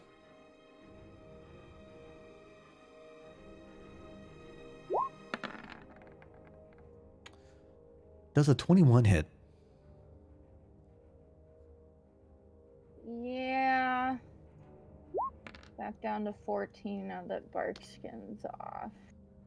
All right. So it is going to lash out with its tongue. It's going to like kind of wrap the tongue around you and constrict before it releases and untenses. You take 9. I guess it's going to be bludgeoning damage. 9. Mm-hmm. Okay. All right. Fine. And as you're distracted by the first mimic, the other begins to slowly encroach upon you. And as the first mimic is like releasing its tongue, the other is just going to try to chomp down on you. And as you take a quick look over, you see that what seemed like coins that were falling have kind of grown to these jagged edges as it begins to try to chomp on your leg. Okay.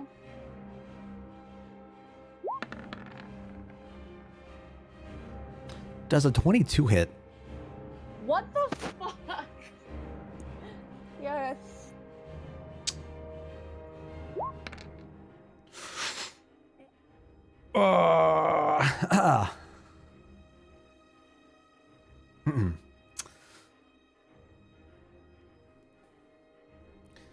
So, as it chomps down, I probably can't save you. you feel this extra twinge of pain as some of the metal just connects and like breaks, skin breaks through your fabric and delivers 11 piercing damage and 3 acid. Yeah, I'm out. Fuck. And you see I Sev can't just save you. just wince from the pain, slumping against the corner of the wall. Keep in mind, I do have potions on my belt if you get one to me. I think everyone has, as a refresher, I think everyone has the belt The belt. now, Yeah. right? So I do have like one of each kind of potion out. Is her body restrained? it is not. Okay. So that's going to bring us up to Sev. I need me a saving throw.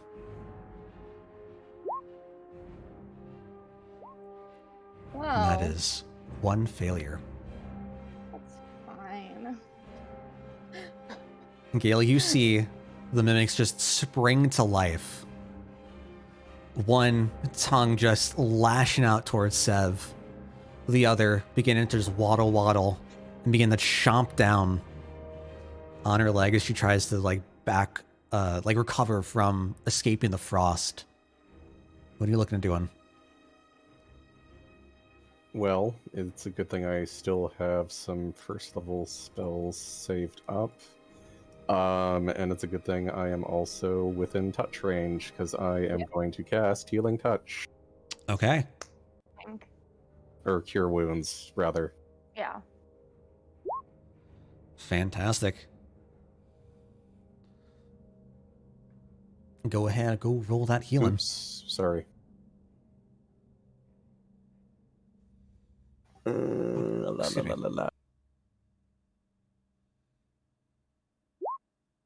Okay.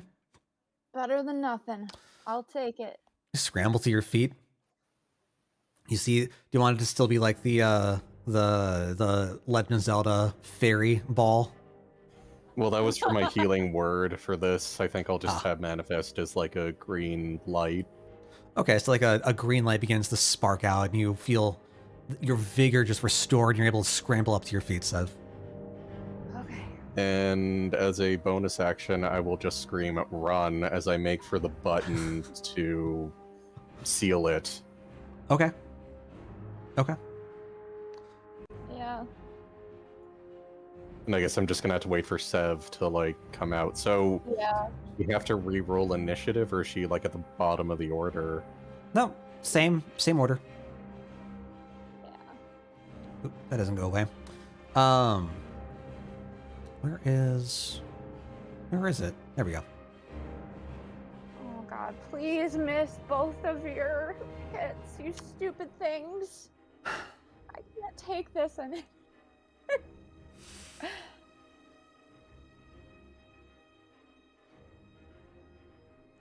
With both of them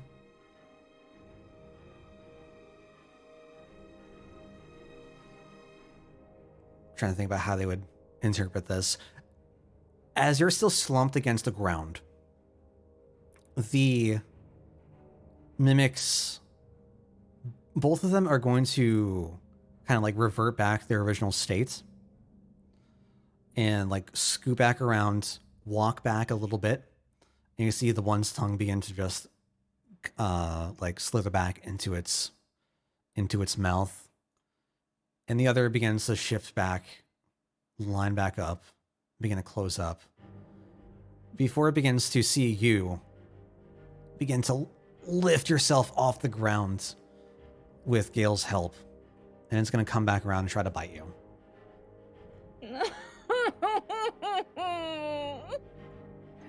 Botch, roll a 2. What's the Bible say? It tries to whip its tongue out at you.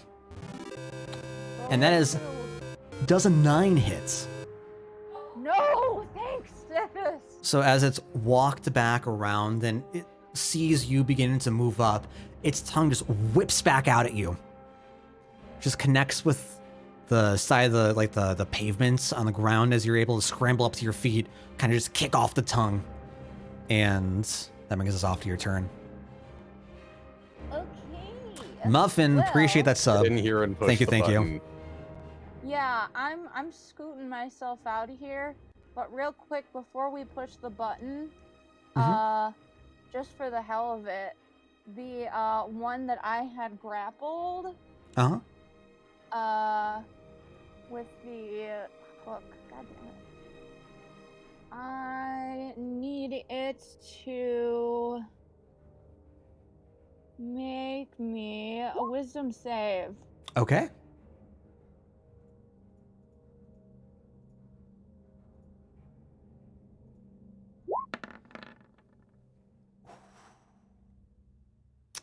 The DC of 14, you begin to imagine the bells, and as you cast Toll the Dead, there's no reaction, no response from the chest.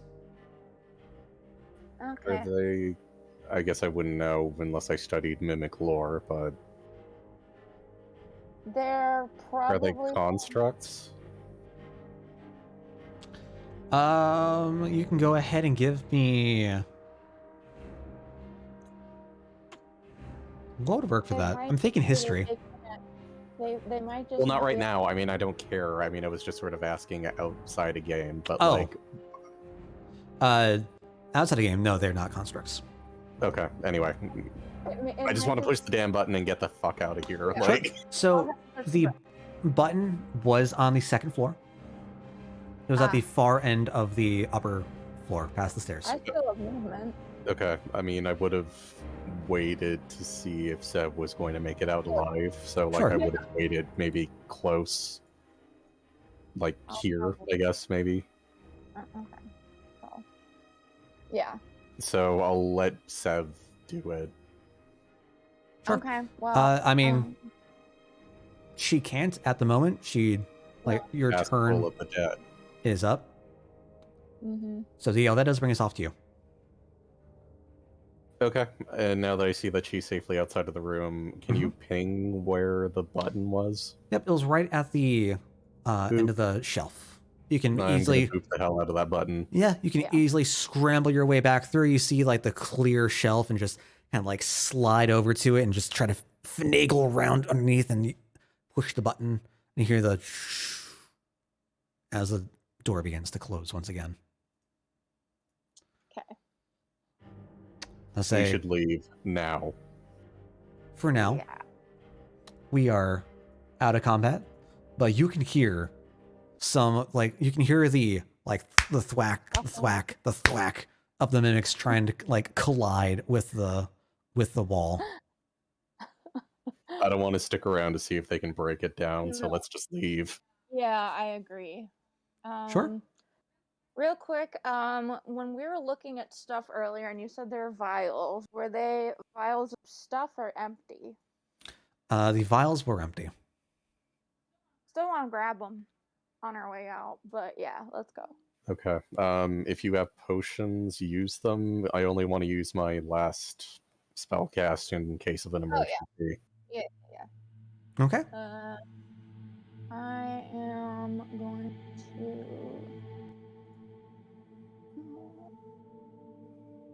So, I mean, as you're like taking a look around, you do see like there are a variety of different like items, weapons, armors, various different things on the tables. But you can just go narrow down the vials, like the empty vials and glasses. Sev, just take them all, stuff them in your pouch, and you two can run on out of here. All right. So Assuming we just like cinematic and we don't have to like actually crawl through the dungeon, what I would Yeah. like to do is just grab one of the horses and just leave.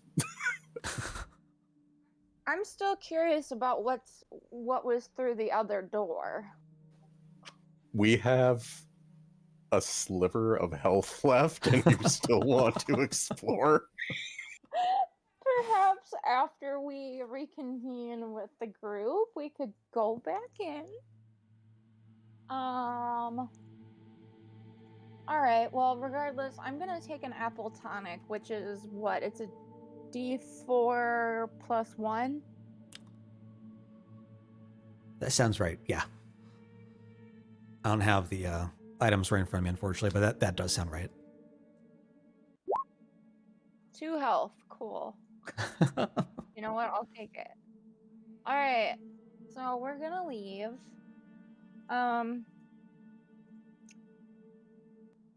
Funny thing, I want to go back to the room with the guy in the net, actually. At this point, Gale is like, you do what you want. I'm getting my horse. All right. Yeah, Gale, you can easily scoot your way back up to the very top. I do. Okay, so I don't know if you can just put us back in that hallway.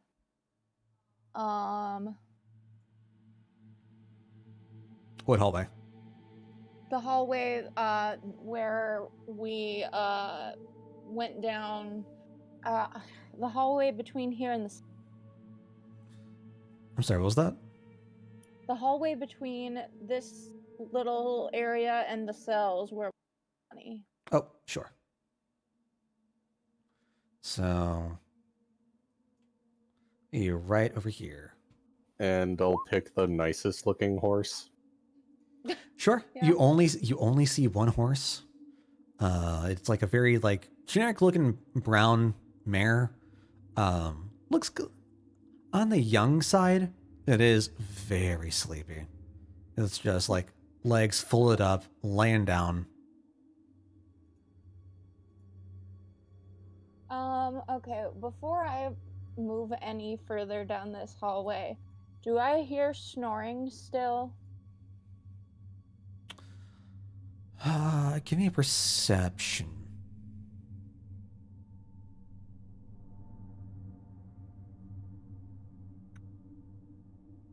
Come on, load. And Gale, as you begin to make your way over to, you hear dead silence stuff.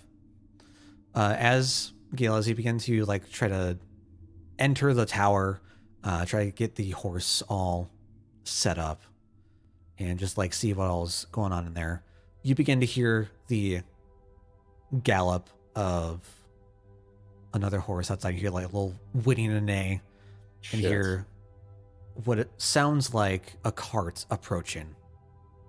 And you hear a familiar voice. Eh. So that's what I was telling her anyway. So yeah, we had a good old time. That sap was something else though, let me tell ya. I pull the my saddle out of the bag of holding for horse scale, put it on the sleepy horse, try and prod it awake. Okay. Sure. It'll kind of like shake its body and looks at you with just this kind of horse stink eye that you're very familiar with. Like flaps its tail back and forth, kind of kicks up a little bit of the straw and hay that's inside. Otherwise, it seems ready to go. I feed it some hay to try and encourage it to Behave. Behave. Hey. So it'll take some of the food that you offer, not a problem. Who's a good horsey? So really, you Is begin it to mountable now? settles on. It's like it's up. Doesn't look like you could mount it from this room. With the entryway, you would be far too tall on top of it to leave through the door. Okay, I mean, I'll lead it out. Sure. So, Rayleigh, you come back to the keep, only to see a very distraught and distressed looking Gale leading out this brown horse as Elmi is just kind of going off and talking nonsense to the sky. Hey, are they within earshot yet? Yeah, you're like right underneath the bridge, and you're just seeing Gale lead the horse right out, about like 5 feet away from you. Hey, are you all right? Looks like something's happened. We were sprung by 2 mimics. We nearly escaped. Well, I mean, I was okay, but Sev barely survived, and she still wants to explore. I don't know what she's thinking. I told her that I'm leaving. I can't heal her anymore, and if she wants to do something reckless and irresponsible, this is kind of where I'm throwing up my hands. Yeah, I mean, if you need to do that, I mean, I guess I could at least set a few traps down or something. I think we should just leave. And what the hell is wrong with Elmway? Oh, I gave him some of our spoils. You know, I had like 38 bottles of wine. I'm down to 37 now. Oh, Jesus. What do you mean what's wrong with me? What's wrong with you, huh? Huh, Mr. Woody?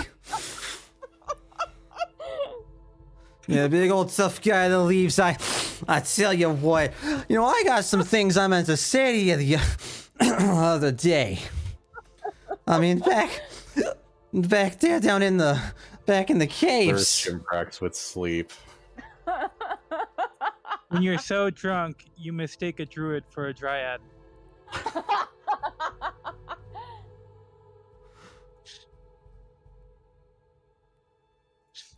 Let me go see. How's he doing? Is he gonna botch a con save and throw up on himself? Well, we had a 3 and a 21. So, unfortunately for him, he got that 3. And like mid-sentence as he's like referring to you, Gale, excuse me, just begins to hurl and retch over the side of the cart. Gross. And I'm pretty sure like Sonny Boyton is probably relieved, but maybe half mortified at what's going on. You can't like see him inside the cart, but you hear like an audible. This is just like the time with my old group with the centaur chase, and we forgot we had the farmer and his son in the back the whole time. Not to mention, if he knows what they are, he might have just overheard that there were mimics in the place where he was kept. Yeah.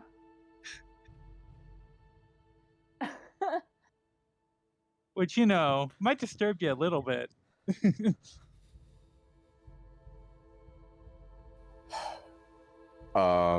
So I think maybe we should make camp and wait where we were, but I don't know what to do, because I honestly don't think we're in any condition to keep exploring at this point. Oh no, I'm not planning on exploring. I'm just planning on. I just want to get a look at the guy. Okay. So, I just want to look at him.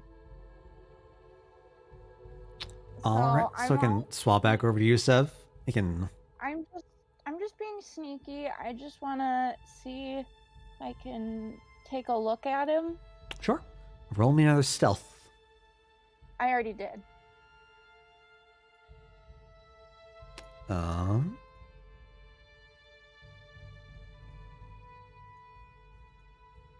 Gotcha. Okay. Okay. So you begin to like same thing. As you're approaching the door, you can't quite make out any bit of snoring at all, so you can't really like judge when to open the door. But you take the handle, turn it ever so slightly, with all your might. You just slowly creep open the door, and you still see the guy just passed out, right? Like kind of shifted over, so his he's like facing head down, forehead on his right forearm. Fantastic. So now I'm gonna ask Amal, how's this for a vessel?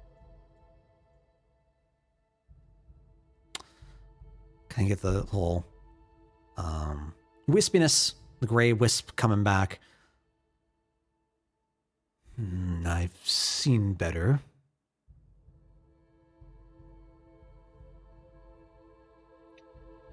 So that's a no. Would be a no. Damn. Alright, had to try.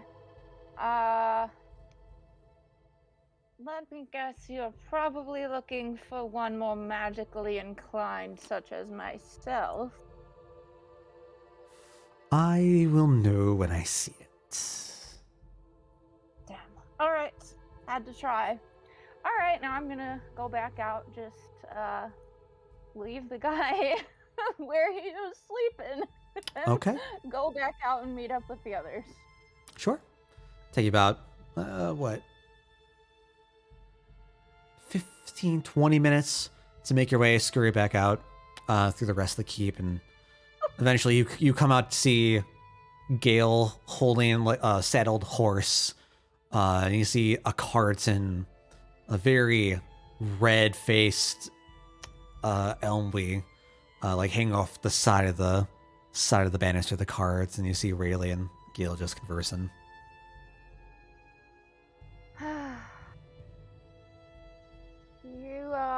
You got motion sickness there, mate. Is he alright? Just some good wine. I'll keep that in mind when I crack into mine. But I do still want to find out what's in that other room, but maybe we ought to rest first. I didn't quite see what I wanted to see in the rather sleepy guard. So yeah, certainly not planning on doing any exploring by myself. Maybe we should find a place a safe distance away to make camp. Sounds good to me. Okay. So the next plan, just to kind of tidy up and head out. Yeah, I just need to get my spell slots back. Okay. Yeah, fantastic. Not a problem. As you're going through, I assume you're trying to keep the cart with you as well. Just keep everything all in one place. Yeah. Oh, I forgot to ask. So I had gotten 9 gold. What's up with the gold now? Like, is it still gold, or did it go funny when the mimics turned mimic? Oh no, it's gold. Okay. Well, money's nice. I'm just like thinking like there's gotta be a way we can take down the 2 mimics and get that 1 chest. But after being healed and sleeping. Sure. Who would be directing the cart? Would that be Rayleigh? Yeah, it'd be me. Probably. Could I get a survival? I guess I'll be co-pilot. I'm gonna nap because I took an ass beating back there. Like Sure. I'm gonna start some resting. Okay, cool. There we Easy go. enough. So you're able to like finagle your way through the forest. You see a couple of pretty like easygoing bits between the trees before, and you can find like a decent clearing. There's kind of like a large tree that's kind of grown into like a knoll, like a bit of a A knoll? Does it have necromancy? I knew that was coming. Like there's a bit of clearing between the hill and the tree itself that you can like stuff into and have the like lead the horse into, have it sheltered from the weather. And just nap up for the night. It's pretty smooth sailing. It's probably about 1 in the morning when you all kind of like gather outside of the keep and make your way off. Moon just straight above you. It's a pretty clear night. Taking a full rest, you begin to hear the birds chirping. Hear some of the 2 horses now are just kind of like neighing and like stamping their feet in the I have ground. a friend now. See the sun above you. It's pretty good. Like pretty late in the early morning. We'll say roughly around 10 o'clock, 10:30 for those of you who want to sleep in a bit. I mean, I would be last watch and everything.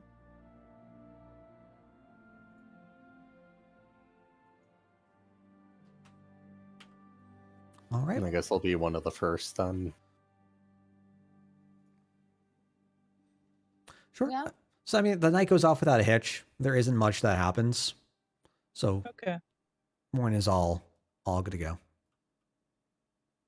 Well, that's good. Cool.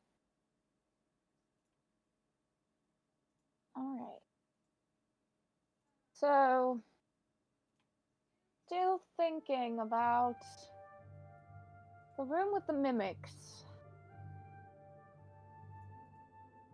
I'm just thinking the information we got. Will the Dead was ineffective. I'm going to guess, but it's because they cannot hear. Therefore they cannot hear the sound. They're rather quick. Probably best to go with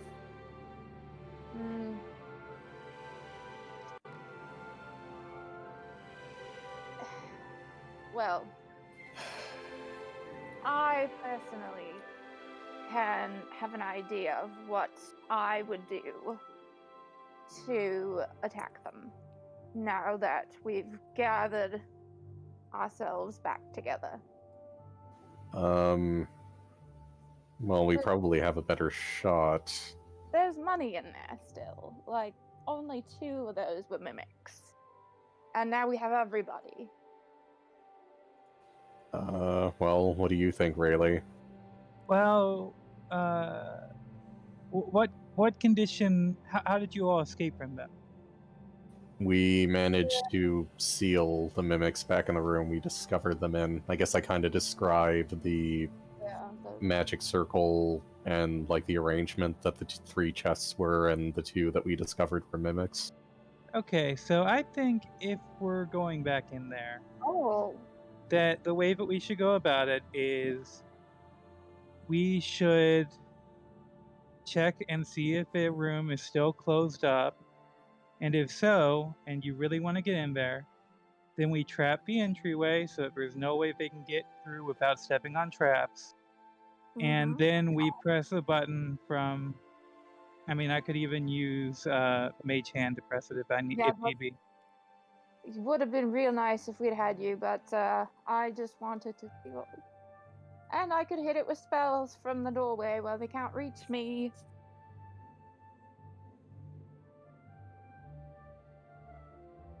I guess Kev kind of dipped. Yeah. Yeah. I guess Okay. stuff going on. Then I guess he can, or Reese can tank for us, maybe. I mean, somebody has to stay with Cart. Reese, Elmy can watch if need be, but Reese could also just stay there if needed. Yeah. Okay. I mean, it also depends on what condition Elmy is in. Right. Did he sober up? He is still sleeping. All right. Yeah, we're probably gonna need to leave back here. It looks like he had a pretty long night. All right. Yeah, I think it's gonna be just us and Locke if he wants to come with. Yeah, I Plus mean, the- Luck can come with us. So Reese and Elmley will watch Sunny Boyton. Okay. Well, Elmy will watch. Reese will watch Elmley and Sunny. Yeah.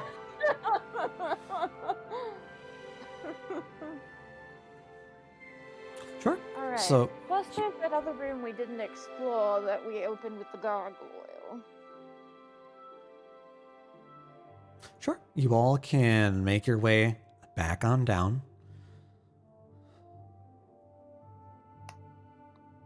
How do I want to do this? Give me 1 second.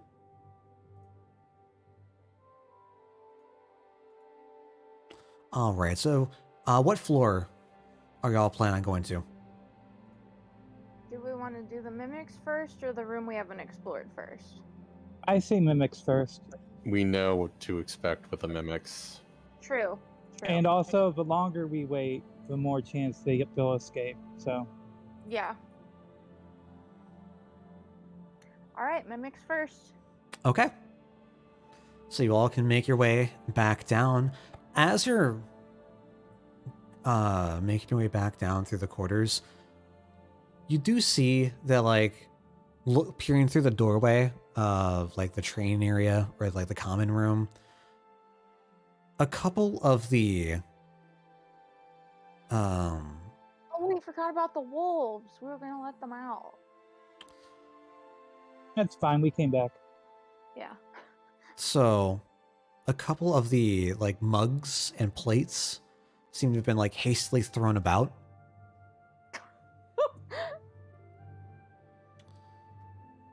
Do you want to check in on the animals, or do you just want to head on down?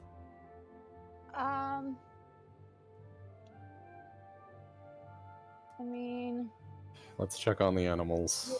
Yeah, let's do that. That'll be good. I want to make sure they're okay.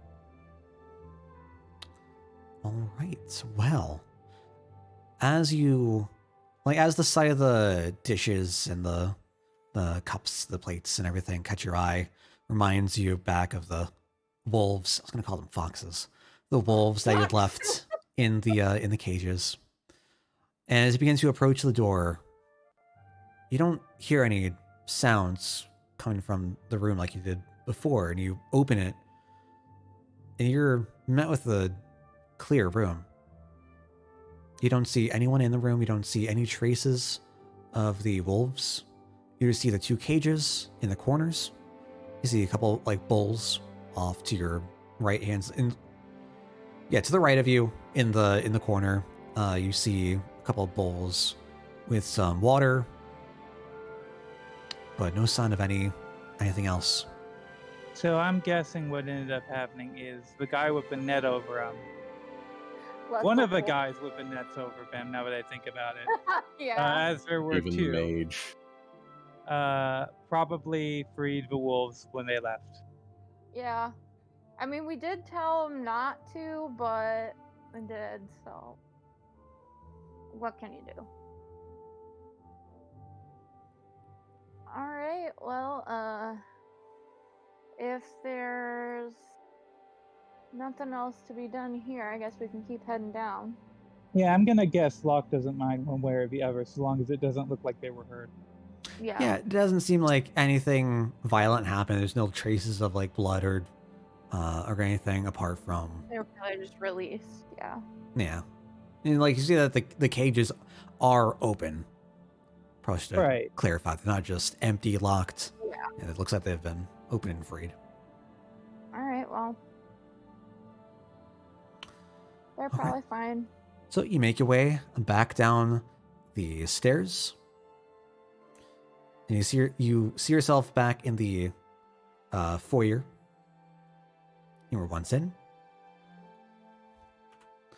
You can make your way, Sev. You can lead the way for everyone else to follow you down the western hallway, round the corner, down the stairs, and you're met once again with a black door. A black metal door that just has the Quinn slot in it, firmly shut. All right, time to pay the toll again. Sure. And you slip out a gold. Yes, slink it in. You hear like the little rattle as it just plunk back down on top of the other coins it has on its disposal. And the door just groans open. There has to be a repository for those somewhere, right? I'm wondering if that's why we found them on the. In the mimic room? Yeah. Do you think you were feeding the mimics? Hungry mimic. I don't know. I mean, we are going to get back what we're paying, so I'm not. Yeah, I guess it's just a gold. Yeah. Though the question that I have from that is, More gold? do mimics eat gold? Would I know this? You Because I would have thought they would have eaten people. roll I mean, they tried to eat me. history? Yeah, I'll roll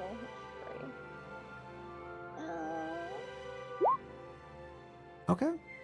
30? With a 20, as Rayleigh begins to pose this question, you kind of stop to think, reflecting back upon the different tomes that you had gone over during your times learning back at the academy, and you remember various pieces of information about these different monstrosities and animals and creatures that can be found out in the wild, and you remember these different legends that were told to you from the other, like, more experienced members of the clergy. And you reflect on it, thinking, well, no, they mostly do eat meat and other, like, sentient creatures. They just lie and wait until it dawns on you. There was one story that you had heard that someone had encountered a gold mimic before that would just chomp down on various different bits of metal or other types of minerals. Interesting. However, I'm assuming that the ones that we encountered did not seem as such. And they were probably Considering- garden variety mimics. It tried to take a chunk out of my leg. I've the people eating variety. You could definitely gather the sense that they were much more interested in flesh than anything having to do with any sort of like natural mineral or metal. Yeah. And we can also easily gather that they don't eat books because you tried to feed them one. Good observation. Good observation. Thinking like a scientist. All right. So, well, what's the room look like now that I've opened it? The exact same.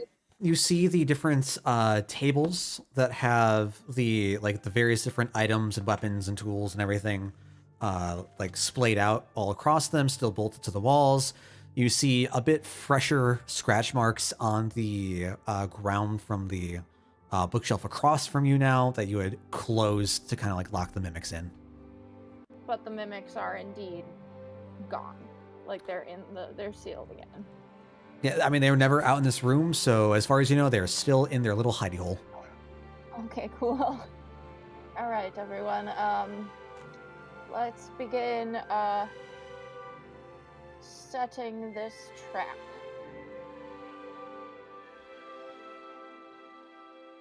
Yeah, so I've got.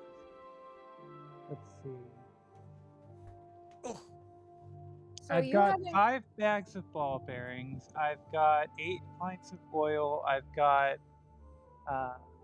Oil would be good because I've got burning hands that could help. I have 2 hunting traps.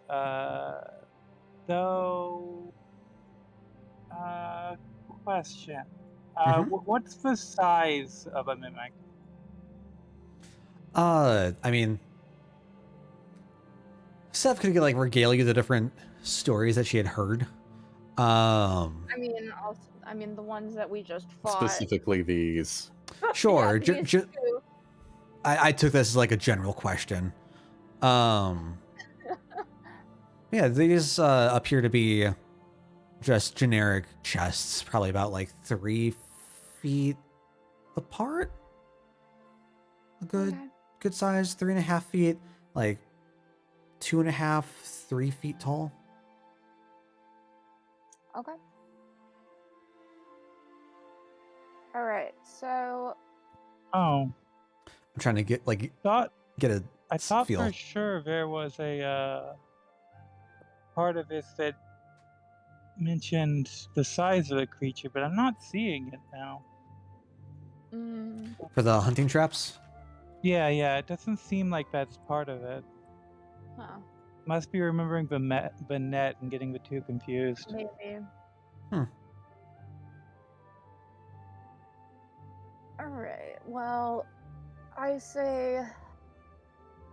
Yeah, so I've got 2 hunting traps. I've got 5 bags of ball bearings. I've got plenty of pints of oil. I've got. We've got to set it up so that it blocks them from being to come out, but I can still stand here, which is where I'll need to cast spells from. But we also need access to the button, which is up on that second floor there. So we need to. Can somebody show me where the baked bear currently supposed to be sealed behind? We'll probably need to have the trap go like that. Okay. We'll set it up like that, so that it can't get at us, but I can still stand here and get a shot at it. So, if you'd like, I could pour out a bag of ball bearings over that and then try and find room for 2 hunting traps there. Yeah, oil would be nice too. I can light it up if they are in the way. So the ball bearings there and there, essentially? Yeah. Okay. Well, no, but that'll be the hunting traps. Okay. The ball bearings cover like a square that would fit that entire area. Oh, yeah. Gotcha. I gotcha. We'll have Gale be responsible for the button pushing. Or the mage hand. Oh, yeah, that's true. And if you'd like, let's just say that area with ball bearings is also coated in oil. So I'll pour out. Who would be most likely to be in melee range of them, just so that I can figure out who to twin bark skin on? Probably me. Because I'm gonna be hitting them with the heavy spells. Hey, I would have recovered my HP, right? Yes. Okay. Yeah, all spell slots and all HP is recovered during long rest. If you spend any hit die, you get half of them back. Okay. Which it looks like I used 1, so. Sure. You get half of your max back. Got it. I did not use it. All right. Is Locke going to get up in their faces, or are you just going to have them stand back? It's worth remembering that Locke is AC. Let me pull it up real quick. Sorry, I missed that. I think it was an AC of 15. Yeah, he has an AC of 15. Okay, he's fine. He wouldn't benefit that much from bark skin, so... Right. It'd be, yeah, me and you then. Yep. Okay. Squishy mages. All right. Okay then. If we're ready to have the mage hand go push the button, I am ready to cast a spell inside whenever it opens. Okay, so I'm gonna go ahead and before combat begins, cast Mage Hand and Unseen Servant, Good and have a call. Mage Hand press a button. Okay. Okay. Before we do any of that, I will cast Barkskin on myself as normal, expend my 2 sorcery points, have the spell manifest with me snapping my fingers, which spreads over to Sev. Okay. Okay. Whoa. Easy. All right, and I am preparing Shatter by the way. Okay. And can one do a bonus action and then hold an action? Yes. Okay, I'll cast Shillelagh as my bonus action just to like have that ready, and ready Frostbite, seeing as how ice seemed to be what to So keep them in place. Okay. I just read Shatter really is gonna be perfect. A creature made of inorganic material such as stone, crystal, or metal has disadvantage on the saving.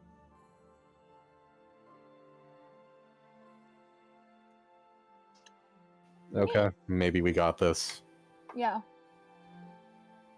All right. Let's do it. All right. So, really finish spreading all the traps down. You can just pop out your mage hand, and you can finagle over to where you know the button is ready to be pushed. Savengale, are you where you'd like to be? I am. I'm gonna step back, maybe here, because Frostbite won't really need to, or it has max range. It's like ridiculous. Yeah, the only thing I'm really like here with is just so that I can see properly into where the mimics are gonna pop out once I hit them with balls. Okay. Let's just say that because I was planning on all the different traps, that the trap bags were just laid out on the ground in case I needed them. Mm-hmm. Sure. If you want to like just pick them up off the ground for anything else. Right. Yeah. Okay. Sure. Easy enough. Just like plop them down by your feet, or like scoot over some of the weapons and whatnot on the table. Yeah, we can just assume that they're on the table over here because that was close that enough for that. Sure. Yeah. Fantastic.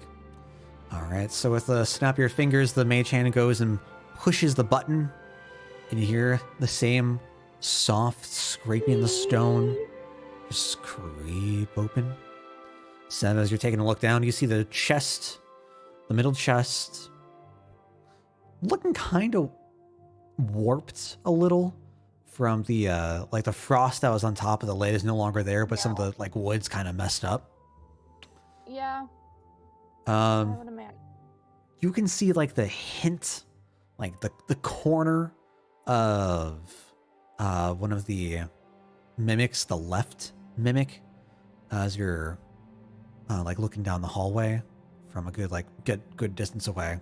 I mean, I don't even need to see the mimics themselves because I'm casting it right in the center there. Sure. So Right on right on the like where the engraved pavement is.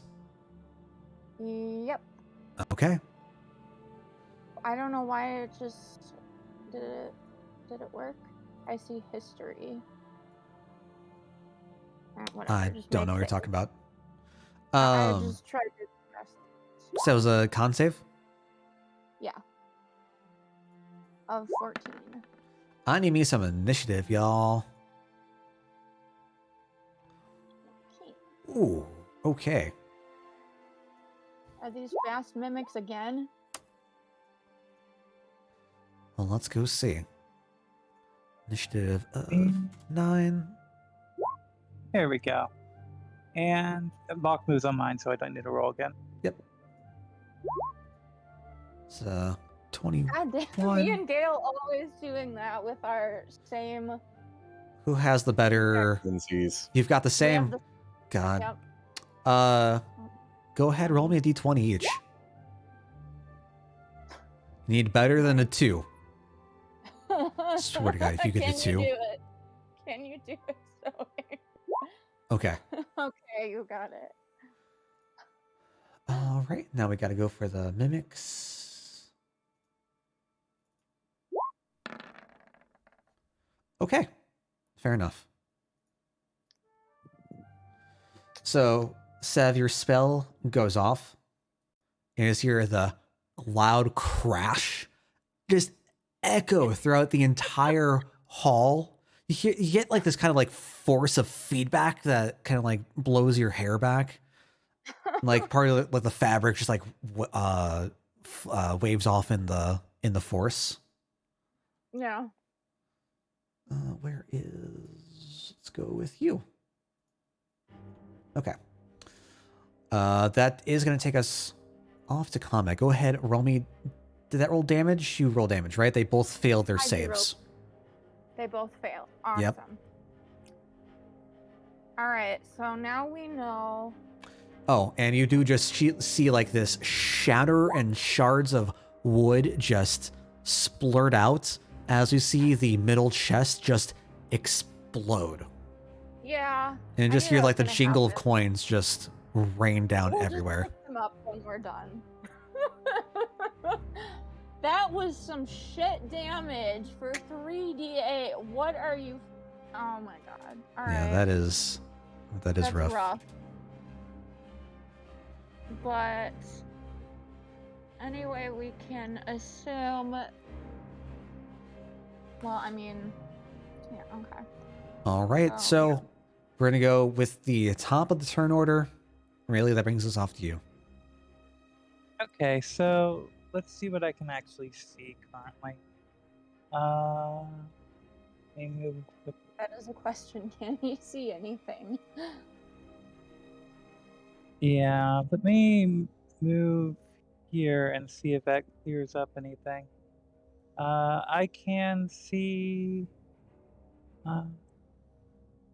Is that chest in front of me the one that exploded? Yes. You can see like remnants of the like lower portion, but the top lid, like splinters are just raining down, riddled between bits of like gold coins and silver You can coins. have the mage hand go get money. Yeah, actually, what I'm gonna do instead is I'm gonna send the mage hand up to grab one of the caltrop bags, and 1, 2, and place caltrop bag right there. So I'm gonna go get little ghosty ghost to represent the mage hand for you. Yep. If I can, where is it? Where did I put it? There we go. Acting like the ghost is on your desk somewhere. All right. So the mage hand is currently up by the bookshelf on the upper floor, and it can move 30 feet, right? Oh, okay. So that's where it is. Yeah, I can only move 30 feet. Do you mind if I move just my character so I can see where that actually is? Because I can't see anything. Yeah, currently. yeah. I can go ahead and give. You sec for Better this. vision.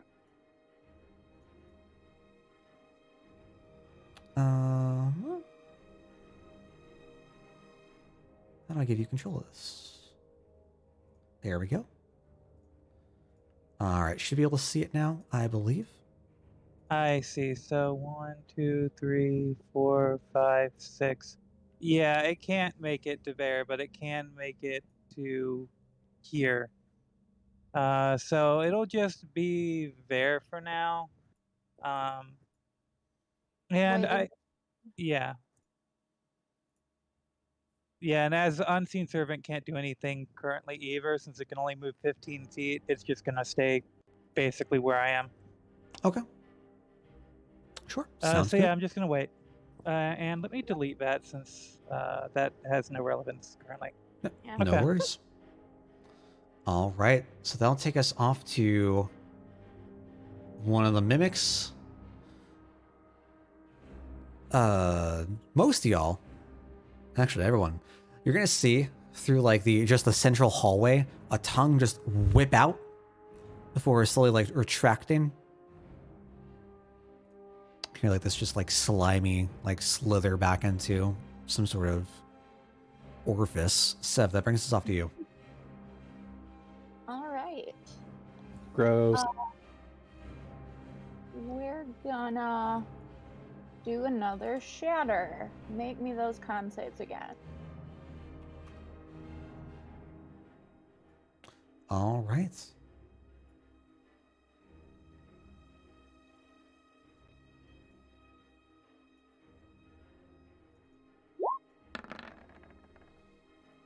All right, and the DC was 14. Yep. So both pass, one just barely.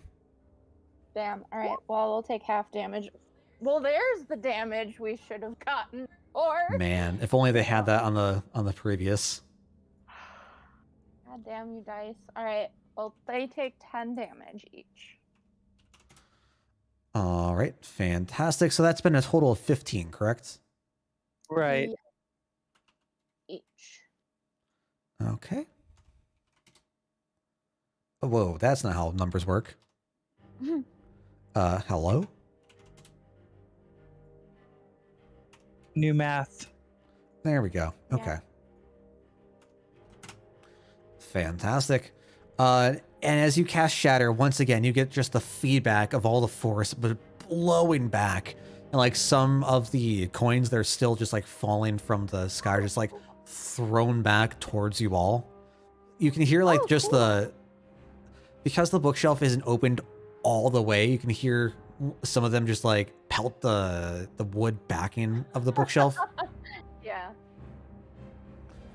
But the chest is pretty destroyed now. Like, there's nothing left but like a couple inches of the base of the chest. I mean, all I want was the money, so I don't really care with the chest. All right, Gil, that brings us off to you. I can't really see the mimics from here. So I guess I'm just gonna hold my action until I can. Until Now, one if pop- they do, are these oil slicks that are on the ground, or are they just like regular hunting traps? well, In there's that case, They're everything, Sorry? pretty much. Yeah, the answer is everything but Caltrops is there. yeah. okay. So in that case, I'll ready a produce flame and release it on condition upon them going on one of the oil slicks. Okay. Or you can, I mean, you can always just shoot it if I'm into view.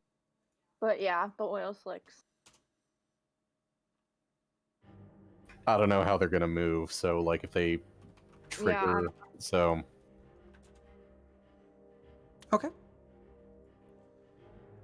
It would be nice to get Burning Hands for me too, because I can cast it just in a line, and then that can light the oil and them. okay. All right. Is there anything else you'd like to do? Just keep Wait. looking out cautiously. Sure. See what they do. Sounds good. So,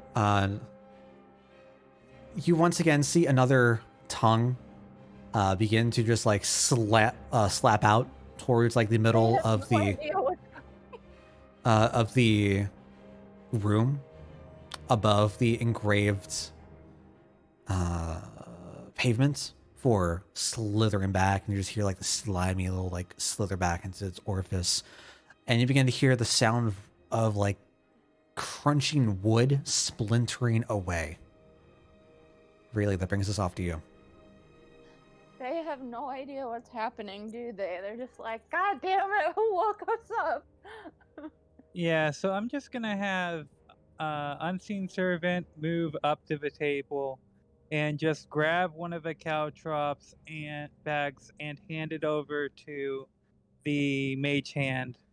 And then I'm gonna have the mage hand just come over here and just drop the caltrops there.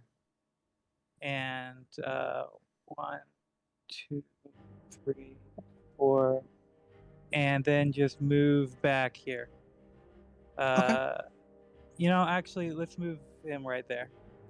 Sure. Okay. Could I see Unseen Servant?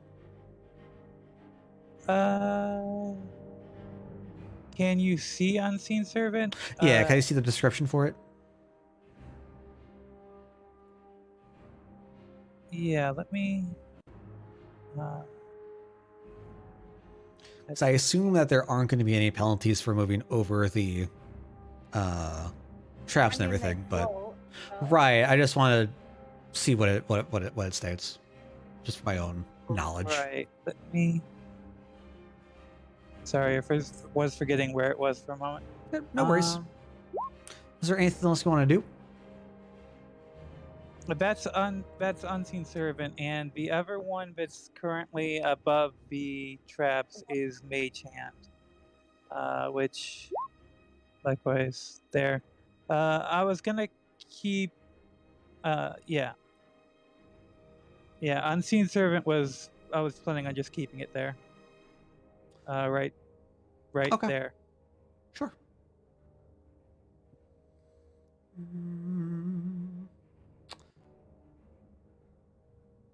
Basically, just using it as a interesting.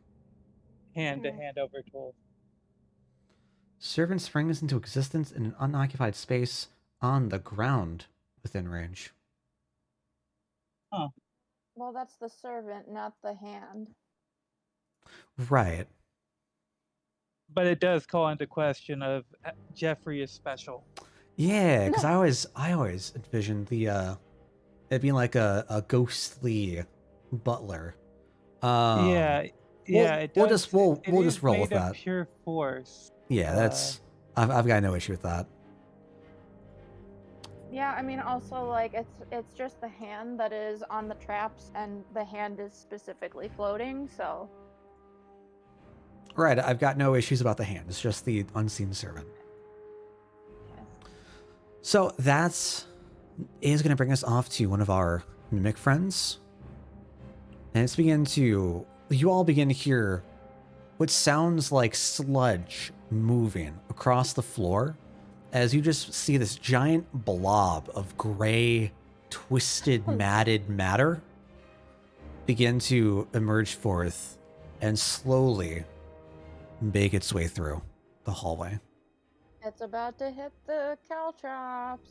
Yeah, let me draw that real quick. I gotcha.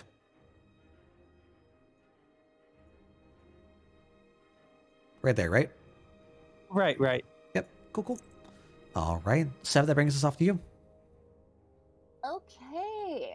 Well, now that there is a friend right here for me to see, you may have bing, bing, bing.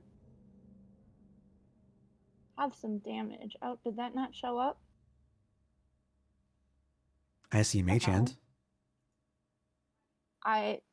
Okay, I cast Magic Missile, but okay, there we go. Oh, wow. Wow. Fucking great. Okay. 14 damage, bitch boy. Am I That's what dumb? you get. Where? Neat. Does magic missile shoot only 3? For some reason, I thought it shot 4. It shoots 4 if I cast it second level. Yeah, Oh, when okay. you upcast, it gains another missile. All right, so yeah, you're able. What was that 14? Beautiful. Just fire all 3 shots, one after the other, right? Like bounding past the bookshelf, right into the,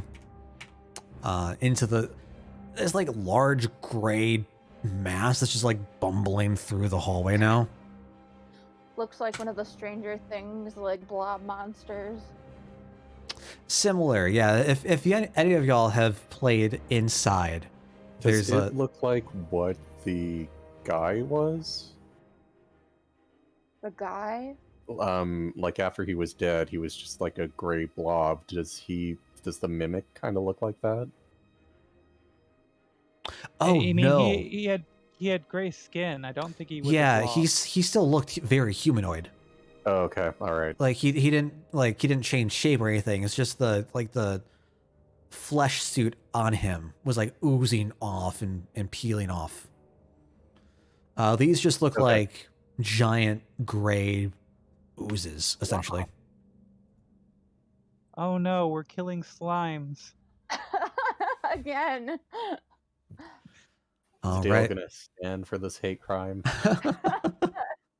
Is there anything else you'd like to do, Sev? Nah. All right, Gail, that brings us off to you.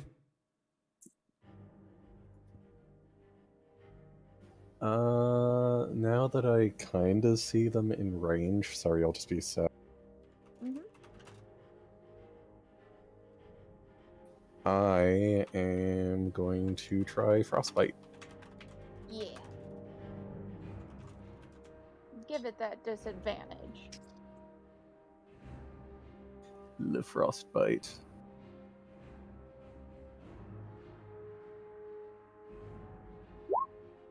Okay. That is a con save of 14. Yes. And it's Shift damage, but the one inside the hallway, right? the one I can see, yeah. Perfect. Yeah. So as you see Sev's magic missiles colliding with the ooze, and they're kind of just like being absorbed into the matter itself, and you see a tiny poof as the like membrane begins to like expand and then retract every time it absorbs one of the missiles. You go So to is it like not taking the damage then of my missiles? no, you see that it's taking effect, like it's slowing down. It's just like also they're penetrating it inside. Right. Okay. You cast frostbites. And you see like a sheen of frost begin to like coat the walls. But it kind of just shrugs off any of the frost that would have hit it. Poopy. Okay. Anything else I'd like to do? Just keep my shillelagh ready. Sure. Yeah. Sounds good. And that is going to bring us off to our other mimic buddy. As you begin to see a tongue lap out around like the middle of the room. Okay. Like pulling glints of gold and silver in with the tongue before retracting in. And another gray blob begins to emerge from the shadows and begin to try to like bumble out the hallway. Oops. And that is going to bring us off to Rayleigh. Okay, so yeah, I do want to shoot it. Can I do so, or is 7 away? I mean, you can certainly.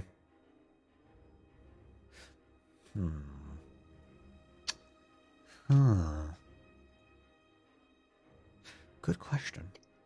I mean, I've always assumed that allies don't really count as in the way unless they Yeah. are going to be caught in an AoE Because they're not affection.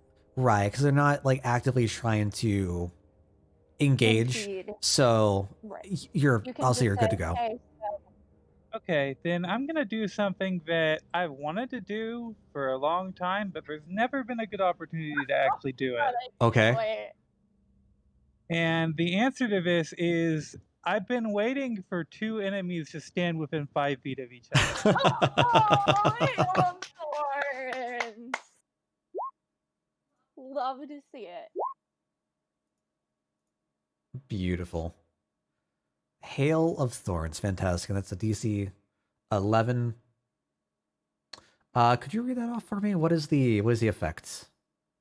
Okay, let me just. Yeah, that's a good question. What is the effect of Hail of Thorns? 'Cause So it's I believe you cast it on the I just want arrow. to hear it read, so I Oh, okay. know. Okay. The next time you hit a creature with ranged weapon attack before the spell ends, the spell creates a rain of thorns that sprouts from your ranged weapon or ammunition. In addition to the normal effect of the attack, the target of the attack and each creature within 5 feet of it must make a dexterity saving throw. A creature takes 1d10 piercing damage on a failed save or half as much damage on a successful one. And then there's like a note about if I cast it at a higher level, it'll do more damage, but I can't do that. So Right. Yeah. All right. Well, one passes the save. One fails. I'll say that the one in front is the one that fails, and the one behind is the one that passes by proxy of being behind. The first one takes the full brunt of the hits. And as you just let loose your arrow, you just hit the one target, and then the hail is what hits the other targets, correct? right. So The other one would take 2. you see the you let loose the arrow, and you see it just full on connect as like the first blob is just bouldering down, like rolling over itself. And you just see the arrow like stick itself in front and center. It takes the 9 piercing, and that's what, 4 more piercing from Hail of Thorns. Was that 13 total? Yep. Right. And as you like shoot the arrow, you just see the thorns just sprout out, moving down. And you see the one behind it kind of like converge its converge. Diverge. It retracts a bit to like stay in shape with the blob ahead of it, and it shrugs off most of the damage that the horns would have gotten up. You see a few like around its sides.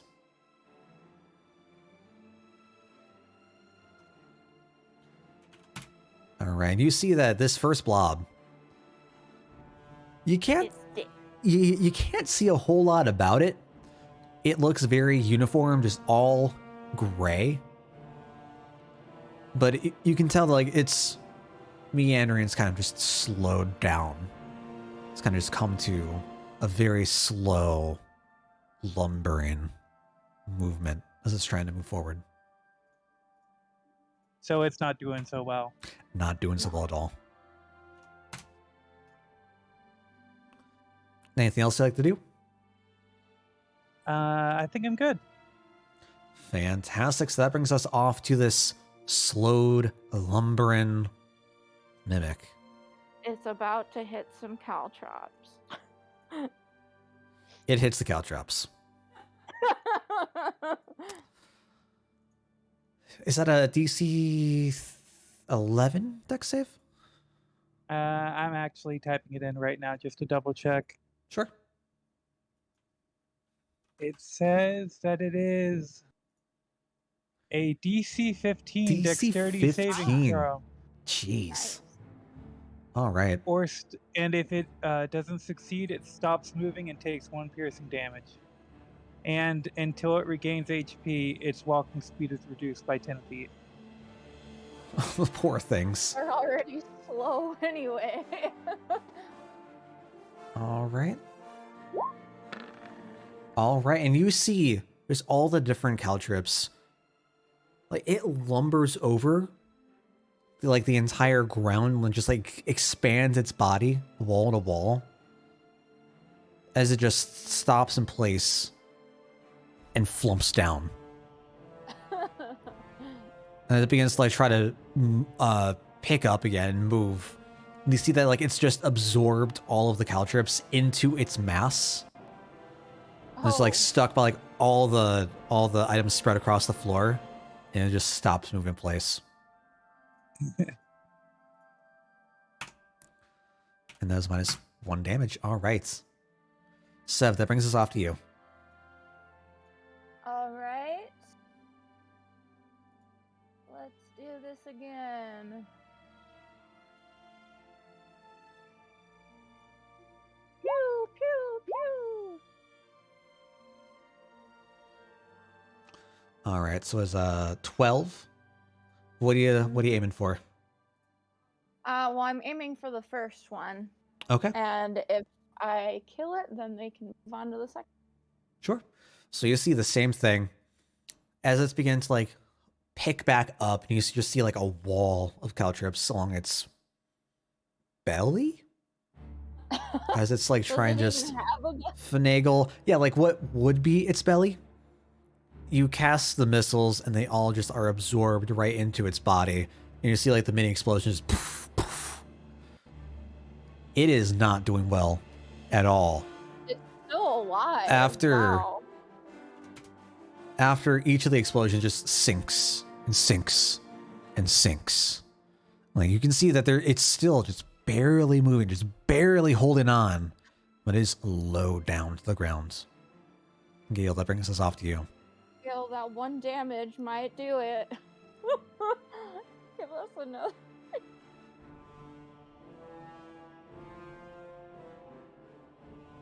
Well, let's see what happens. I'll try the frost spell again.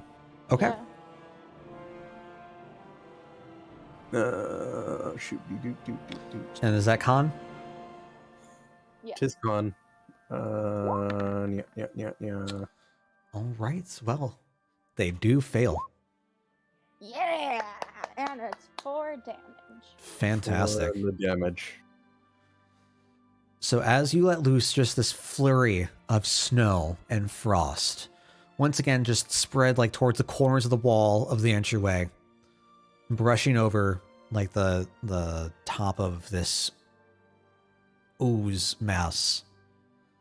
You can see it like violently shiver before it just kind of like deflates. And like you hear the sound of like a balloon letting loose air as it just begins to deflate a little bit for like a second and falls limp. Bye. Is there anything else I'd like to do? Keep Shillelagh ready. All right. That's bringing us over to our last mimic buddy. So I'm going to slowly approach, move over his dead comrade into the trap. Yeah, what is here? Is it just okay, it's the ball bearings and the oil? It's because it's the squares where based on how it's drawn, I'd say that's the ball bearings and the oil. Okay. So I think the traps were there and there, the 2 diagonals. Yeah. Yeah. All right. Now I need to remember a DC 10 dexterity saving throw. That's probably what I was thinking instead of the Yeah. All right. Well, if it fails, it doesn't take any damage, but it does fall prone. Now, how does it even work with this thing? I have no idea. That is a question, isn't it? Yeah. Yeah. I was expecting them to be more walking and less whatever this is. Like shambling or whatever the hell these things are doing. So as the mimic makes its way outside of the entryway, it just full like sops up the oil in the general area and picks up the ball bearings with it. Doesn't seem like its movement has been disturbed, as it's just like rolling on through. And you see, like, as it now gets out, and you see like this one orange eye just look at all of you. Oh god. It's going to get an extra I burst hate of it. speed Fuck. and skirt along the wall. God damn it. It's going to end its turn there. Now, you said something interesting that I'm wondering if that's actually in play currently. You said that it sopped up the oil. Does that mean that it's more flammable now? That's what I'm thinking. That could be a thought. I mean, my next roll was gonna be fire, so Like, you do see that it rolled through where the oil was, and as it's been rolling, it's just kind of like sopped it all up. You can see some falling off from the from like where it's currently standing. Did it look Resting? like the other one was weak to frost, though? It didn't seem like the last mimic had any sort of negative, like insanely negative response to frost. No. Okay, fair. I can tell Rayleigh, you're gonna need to get your mage hand out of the way on this turn, because next turn I'm gonna need to be here and it is going to catch fire if it stays there. I see. I'm not sure I care too much, to be honest. It's only a cantrip. So it's at will. Yeah, it's only a cantrip, and moving it is an action. So, Okay. Fair. let's see. I thought for sure I had another fire arrow, so that's what I've been scanning here looking for. Need to get out of the way though. Let me read. Yeah, I don't see it though, so I'm just gonna assume that even if I do have one, I can't find it currently, and I'm just gonna use a normal. Sure, arrow it's just plus lost one. somewhere in the pouch. Right. So let's go ahead and cast Zephyr Strike with an arrow plus one, and shoot it. Okay. If I can. Yeah, absolutely. So with the, oh god, was that 26? 27 to hit? Yeah. You take one look at it.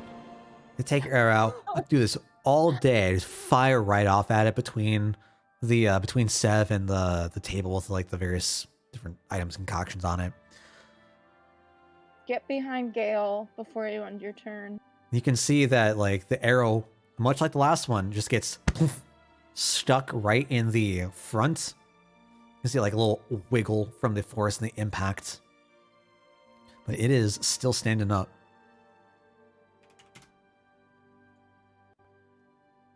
Yeah, I'm gonna go ahead and move next to Locke for now.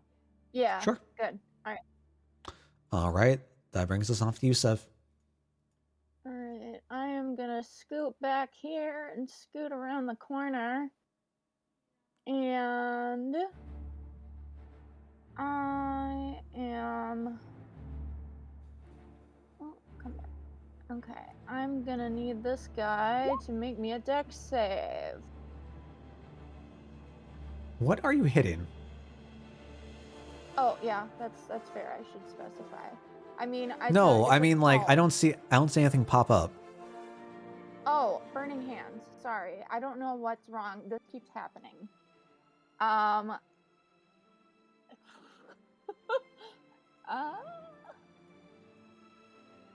me try hitting this again.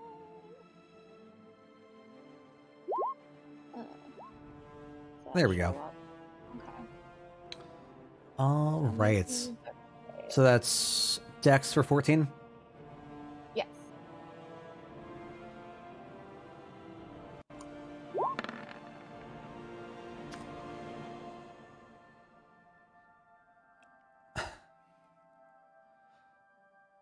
So as it rolled up, it sopped up all the, not all the, oil. a good majority of the oil Yeah. on its front side. And it began to roll over to get over by the wall. So now the section that had oil on it is facing to the like it's facing the wall. It's back towards you. And it's able to just finagle its way out of the brunt of your flames as they just rush past. Well, it still takes half. Fantastic. Was that 5? Beautiful. Yeah, and then with that I still have movement. I'm just gonna like hide around the corner here. Okay. Sure. Now I'll bring us over to Gale. What are you looking at doing? This time I'm going to chuck a fireball at it, so I will use Produce Flame. Okay. Yeah, go right ahead.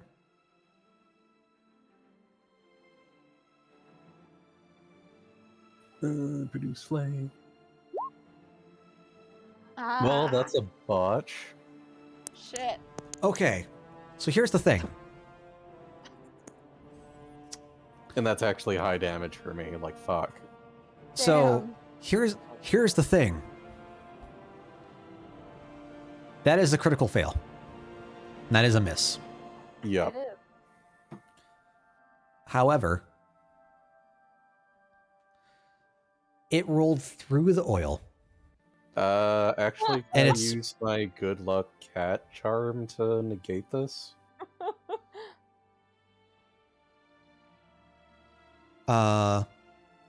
I was going to be Oh, nice, right. so Okay. bear with me here. Because it rolled through the oil, and it kept on rolling to get to its back towards the wall, and it like leaned up against the wall after trying to like get out of Sev's burning hands. Took a little char here and there. Yeah, also that entire oil slick is flaming now. It was able to like get out of the way of. No, I mean like the oil that's on the ground. Oh, that's on the also ground. got Yeah, rid of. absolutely got that. Gale, as you let loose the firebolt, you're a little off. It's a little slippier, more slippery than you had imagined, and it just whips right past the ooze, connecting with the wall that like brushed up against and left some of the oil remains on. Oh, So even with that miss, in this rare occurrence of how I narrate things, it's going to set the oil ablaze, With the leading trail. all the way back to the underside of the mimic. So go ahead, roll me a d4. Doing damage with a crit fail. What a. Oh, no. There we go. Beautiful! Oh.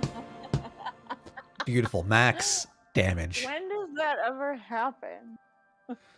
And as you like let loose the bolt of flame from your hands, and you see it just go a little wide,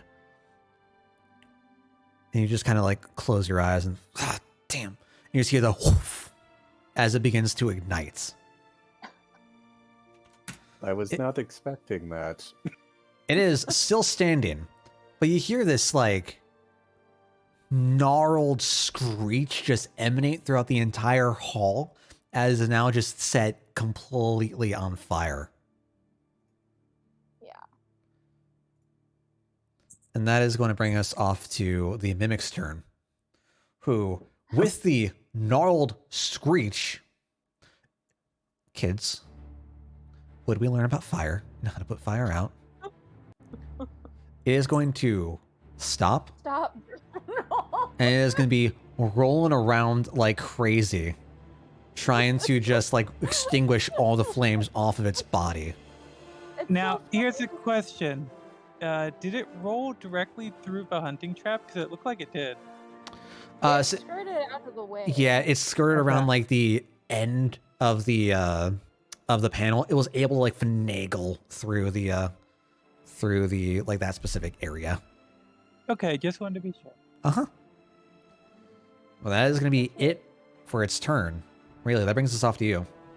I haven't even seen any of this happening because I'm ducked. No, behind you the just hear like this I'm like, screeching and the what the whoof fuck I of guess flames. you hear Gale say "fuck" and be like, "Oh, I was not expecting that." Yeah. Like, Now, I have been looking for those fire arrows this entire time, and I can only assume that I've used them and completely forgotten about it. So, let's just go ahead and I mean, you did use a good amount of them on the Dryad. yeah. That is I true. thought I had like 2 left, but I cannot even find them in my inventory. So either I used them or I deleted them.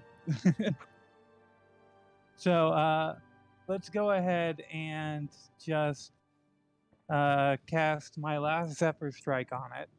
Okay. So just going to like refresh it. Right. Just for the damage. Sure. Fantastic. And yeah, let's just use the advantage on this too. Yeah, Yeah, beautiful. absolutely. So as you just hear the screeching and you see it begin to just roll back and forth and back and forth and back and forth, trying to put out the flames, you begin to see the flames begin to die down. You see like a little ember spark on the pavement. You draw another arrow, wind up, let it go.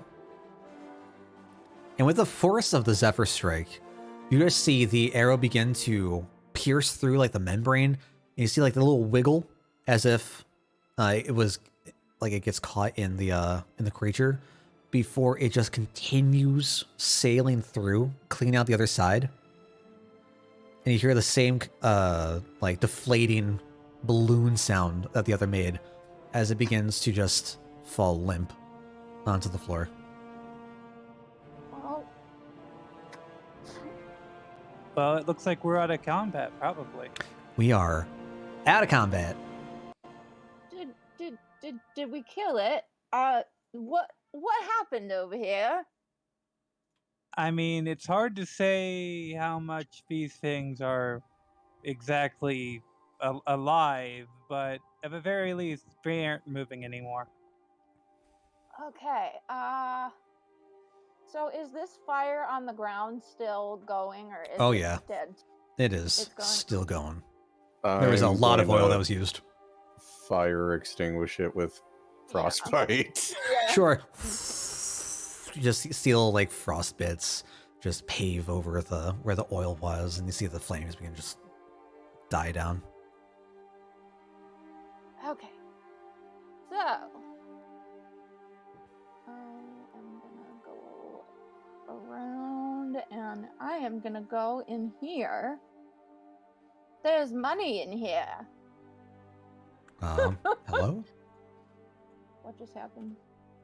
That was weird.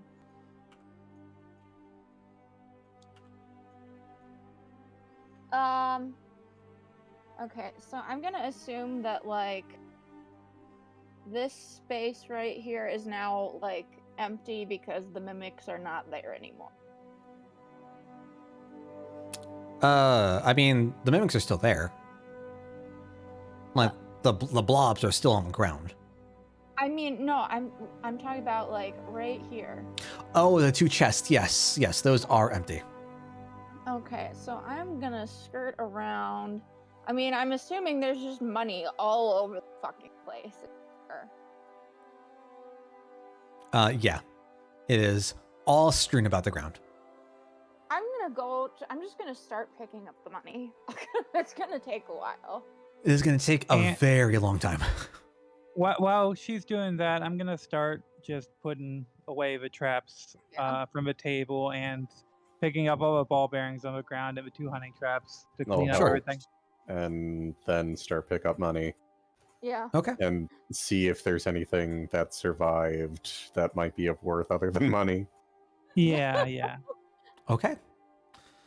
So it's going to take you a good couple hours trying to pick up all the coins that have been like strewn and blown about this room from Sev's shatter spell. Yeah. From that one chest alone, you're able to pick up, what is that? 300 gold pieces and about 100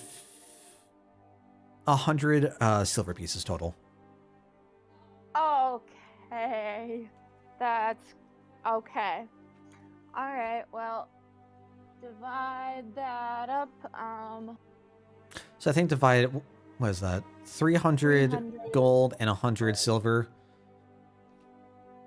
So 100 gold, 99. 75 each. 75 gold each. I can't math. My apologies. That's okay. Wait. And isn't 100 silver 10 gold? So it would be, and we each get 25 silver. So 75 gold and 25 silver. And then we just got to take Reese's share back to him. So I mean, it's 300 gold, right? Oh, so with Reese's share. Yeah. What was that 75, 25? Yeah, 75, 25. Let me go put that in for him. Yeah. And then I still had 8 from like picking up on our way in earlier. Okay. Fantastic. Yeah, I had guess road privilege, 135 before our shopping trip. Then I was down to 33, and well, I'm back up to 108 anyway. And I guess Sev can have like rogue privilege. I always just assume any like loose gold coin or whatever, she just kind of nabbed herself. Thank you. It's like generally, like, Sav would probably have like a good habit of like sneakily like hiding the gold. Like any random loose coin, like, oh, nobody's taking that, huh? Okay, cool. All right, so we got money. Cool. I'd like to inspect the mimics to see if any part of him is actually seems useful or valuable in any way, shape, or form. Sure. I could probably take some of the vials and put some of the sludge in the vial. Yeah. Go ahead and give me an investigation, and for anyone who wants to like try to collect anything off of it, give me a survival. Okay. Not great with it. Yeah. Well. Rough. All right. So as you go try to like investigate the corpses, they weigh a ton. Far heavier than you thought they would be, and it's kind of hard to like maneuver them over. As you're like feeling for their body, trying to get like an idea of like what exactly this is, you feel like it's very warm. It's very viscous, just slimy. And, like the slime just like encompasses both of your hands. But as you're like finagling and moving the corpses, you just hear the rattle and the jiggle and the jangle of coins inside. Oh, there's coins inside. Okay, well, I mean, just to be safe, I mean, I don't know. I want to see how. Like, yeah, I was gonna try and dissect it with a dagger. Yeah. I mean, the thing about it is we're just assuming they can't get back up again at this point. Yeah. Like, mimics are weird. I'm not certain for certain that they stay dead, but if they're cut open, I'd feel more certain, and we might get caught out of it. Yeah. Use one of your +1 daggers. It might help if it's semi-magical. Yeah. I mean, all the daggers are either +1 or like +1/+1, because they've been sharpened. So I'm not sure if that equals +2 or if it's just like 2 +1s. What's up, Tumbleweed? Been a while. Yeah. If you sharpen an already +1 dagger. Yeah, for the sake of like that argument, I'm gonna say it's gonna stay a +1 Because you could, like, you yourself can only get things so sharp. It would take like a Right. finer craftsman to try to further enhance. Okay. But Then you can easily take out your daggers and just like try to cut through, and you're able to remove like a fair bit of the like membrane and just all the mush inside. And, like, this is some like dark gray. Think like squid ink, right? And just like how that just gets everywhere. And so, like, as you're cutting through, your hands are just stained black from just all the mush and everything inside. And you, like, through the membrane, it's kind of like foggy, kind of glassy. You couldn't quite see how like jet matte black this is. But you're able to cut through and just like shed apart the skins. You're able to find like 2 sacks that hold some of this ooze. Oh, each, God. Okay. like per mimic. Yeah. per mimic. Okay. And together, it's going to take you another long while trying to pick up all the coins, but you do manage to find your way into some of these coins, a mixture of silver and gold. And for the both of them, that is going to come out to 800 gold, 400 silver. Holy crap. That is I am so glad we came back in here. Yes, I take back everything, because I was just like, we should just get the hell out of here. okay, so I am adding. Always follow Seb's money instinct. So what adding is 200 gold 200 and gold. 100 silver to Yeah, add okay, to there we the go. east. Yeah. And so that would be. I am now far richer than I have ever been. Same. At 318 gold. At least on my own, without the organization I am. But like. Hope you've been doing well, Tumbleweed. Which was definitely Glad to see you around. my hands black for a while. We each get an additional 200 gold, 100 silver. Yep. Okay, so I'm up 400 gold and 50 silver. Yeah. And yeah. I guess I'm gonna try and find some cloth somewhere to wrap the ooze sacks in. I guess where they are. I mean, I can give you some of my spare like vials that I picked up earlier. Also, did both of you kind of do your grizzly like surgeon routine on these things? So like, are you both like gross and black? Yeah. Okay. Yeah, they are both like arms one of the full. Carney wands of prestidigitation and clean the both of you up. Thank you. Perfect. So I think that came with 5 charges. So it'll be at 3 now. Yep. I'm glad that actually had a use.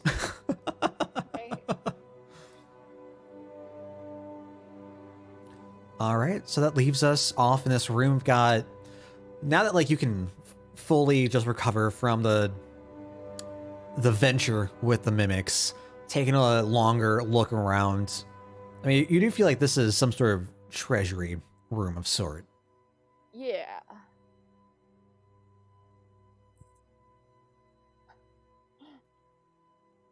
So what are you looking at doing? I mean,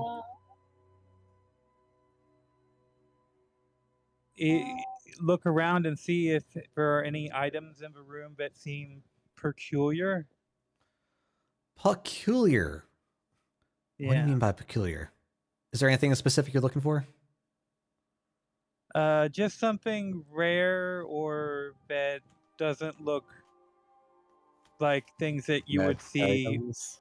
all around. Yeah, but I wouldn't be able to recognize magic items. So at the very least, things that look unique. Sure. You can always call over me and Gail to roll Arcana on it if you find an item that you want magic detecting. Maybe. Me personally, I would like to go back and roll Arcana in the room with the engraving and see if I can detect anything now that the mimics are dead. See what's going on with that. And I'd also like. Oh. No, go ahead. I'm listening. I'd also like to just at least take note of anything that looks like jewelry and maybe have them look at it Yeah. just in case it's cursed or something. Just Funny. yeah. Don't do it to me. Okay. So you can definitely take a look around the room. You do see like a wide variety of items, but a couple do catch your eye. I can try to. Oh, good God. Get this out. Okay. Sorry. So you do see a like very elegantly crafted staff, really. Ooh. It's roughly probably about, I don't know, 4.5 feet tall. Seems like a nice like walking stick, a little knotted at one end, and atop the knotted end you see like bits of metal like grafted into place. As it begins to like split open, it seems as if like it's an opening for something to come out. Oh, I might want to take a look at this. You see a rather like nice looking bardiche, very elegantly made, looks finely crafted. You do find a set of studded leather armor that appears to be of much better make than anything that you've really seen or had experience with. Yay, now Gale can wear some. That means I'm gonna have to focus on getting my dex up. Yeah, I mean, Yeah. I could use better armor too, honestly. Yeah, I mean. Are you using studded leather armor? Because it might work better for you. Because if you had dex modifiers, you. Yeah, I am wearing armor, and my armor class is only 14. So. Well, are you wearing regular leather or studded leather armor? Leather armor. So it's not an upgrade for you. Yeah, this will be a good upgrade. Yeah, okay. Take it. You do see, I mean, and Reese is still around. He's been helping out in the back, of course. Wait, yeah, I thought we left him back with. Oh no, you're right. My apologies. Trying to have him included, Mobby. Thinking of Reese, really, your eyes follow what appears to be half plates, like a breastplate, pauldrons, nice like set of heavier set metal armor. Good. I do see a couple of vials, like after removing a couple of the items. You see three bottles of some like very vividly lava-like red bubbly liquid. You see 2 orange potion bottles that you know are alchemist fire that you're familiar with. Oh, right. I do see a rather okay, I'm like. just gonna go ahead and pocket those. Sure. Yeah. See the alchemist fire. something that's been tagged potion of resistance. One of the only things that's been tagged. Okay. Let's see. I'd say we have the old Sev Gale Arcana roll to see if we can figure out what this shit is. Sure. As you're seeing like really pull stuff out, both of you can go give me a roll. Sure.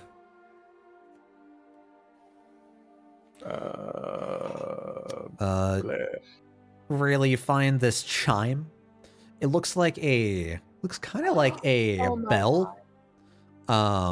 You can just like ring around, and it produces this like very pleasant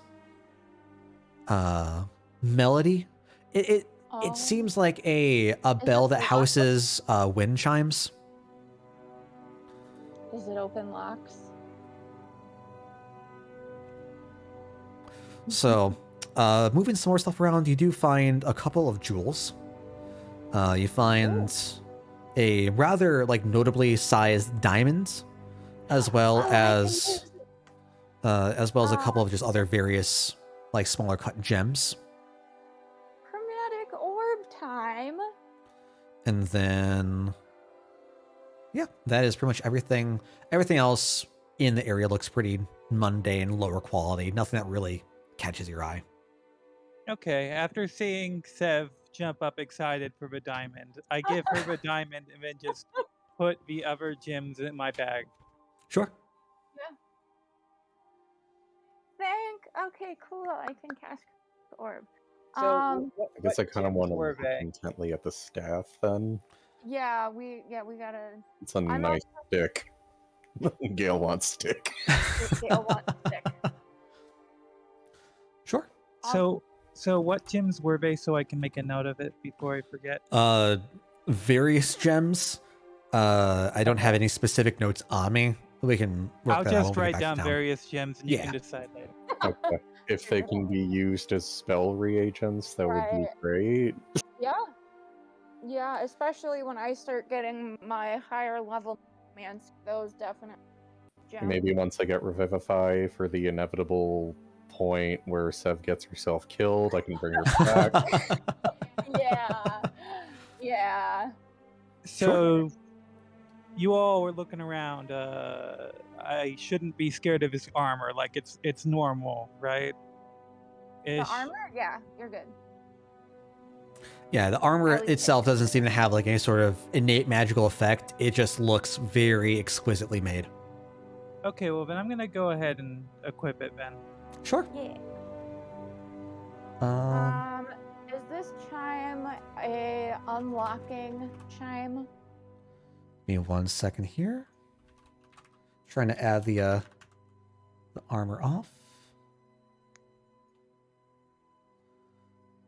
Okay. Ooh, nice. Mm-hmm. There we go. It is a studded leather armor +1. It says. Yep.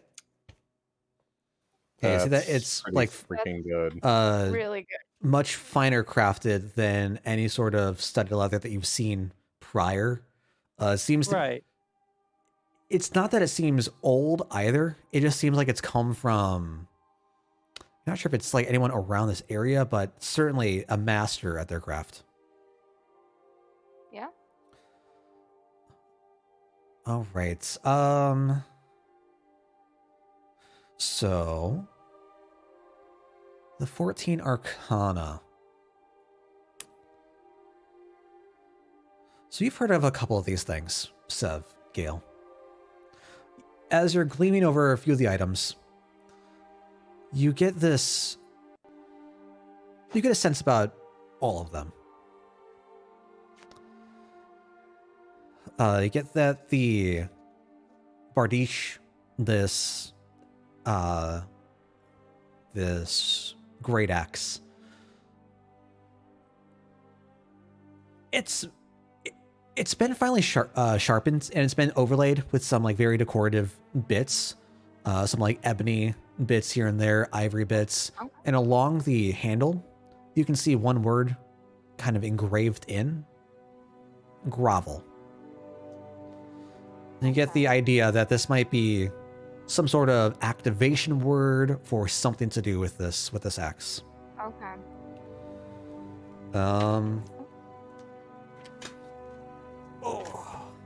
Does it look more like a warrior axe, or does it look more like something that like a paladin might use? Or like, I mean, I'm not trying to meta, but like, does it look like something that a formal like soldier might use, or would it just be like your unga bunga warrior? Basically, does this look more suited to Reese or the bugbears? It's definitely like finely crafted and like a lot of skill. It seems like an effort of or labor of love. I mean, you think that like high-ranking officers might be using something like this in some sort of station. Okay, I figure. Throw it in the bag for Reese. Hey, I have a warning on my sheet currently. It says, warning, AC is not incorrect. Unequip extra armor. Oh. It's probably Extra with the armor leather for armor them. as well. Okay. If I were to assume. Okay, Just yeah, ticked yeah, it it's off. good now. Cool. Taking a look around the chimes. So if you begin to try to mess with them, like you just like look them up and down, kind of like give them a little ring.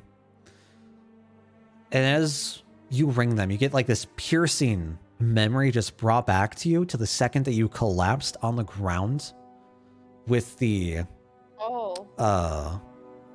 from the bites From of the mimic. Yeah. Oof.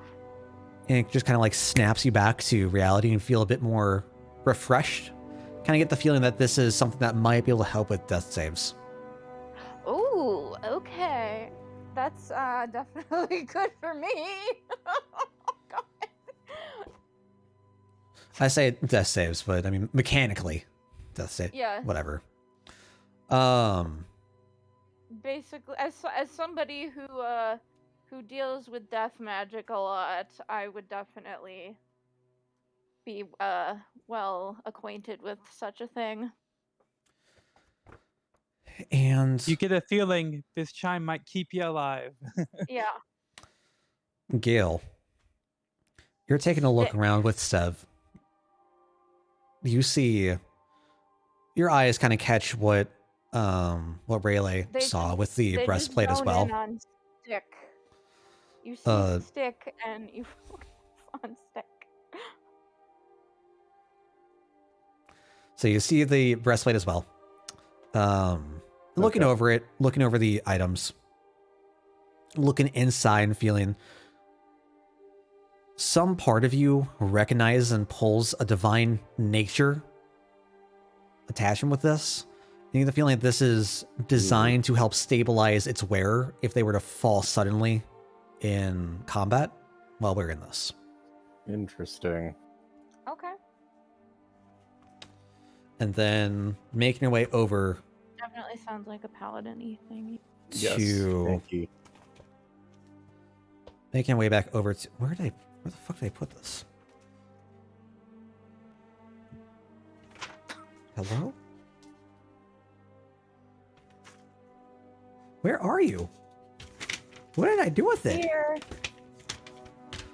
How is this not in my list? Yeah. You're looking for the stick. I am looking for the stick, and it is gone. It's probably in my other selection of magic item notes. For shame. You need me to be a secretary because you can't keep doing this. Where are they? Like They're I just have seen gone. his pile of notes, and it is just. Well, as you're looking around this, you see that like it's a very well crafted stick, roughly about the same size as the one you have now. Very, I don't know, it doesn't seem used at all, but you do notice that around the metal ends, it seems as if like it's an opening for something.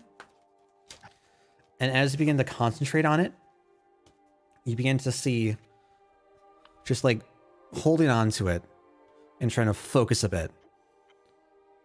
You feel some sort of divine sensation in your, like, tingle in your hands as you see a little bit of like a green spark come out of the metal bit, forming kind of a blade. You're not entirely sure, but you're thinking this might be used specifically to alter its shape in some way.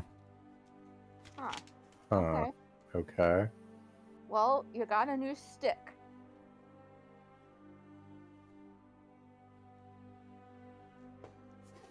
Maybe it's like a Moses stick and turns into a snake.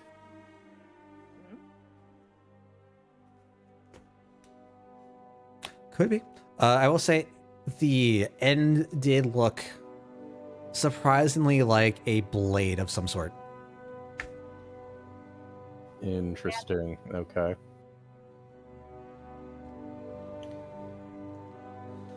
Whew, That all was right. good. I think that's all of our items. Okay. The wonderful And we've just got those spoils of extra war. potions. I'm sorry? And then we've got the so Rayleigh took the alchemist fire, and then there were three potions that look like health potions, and then the resistance one. Correct. Okay. All right. Well, looks like we did pretty well in here. I say we go check out the other secret room. Hey, did anybody take the red potions? I did not. Well, I mean, I guess we could each take one. Yeah, how many were there of the red bowling potions? Were there 2 or 3 total. Yeah. All right. okay? Are these lesser healing, or what are they? So I can add. They look to be more vibrant than anything you've seen before. So you're not Okay. entirely sure, but you could tell that they might be a bit better than what you're accustomed with. Okay. I'm just gonna put mystery healing potion. Cool. All right. Mine says red bubbling potion healing? Question mark? Healing? All right, and then He all marks down new stick. Yeah. I guess I will just. I guess I can take the I can put the resistance potion in the potion bag. Yeah, sure. It'll slip right in nicely.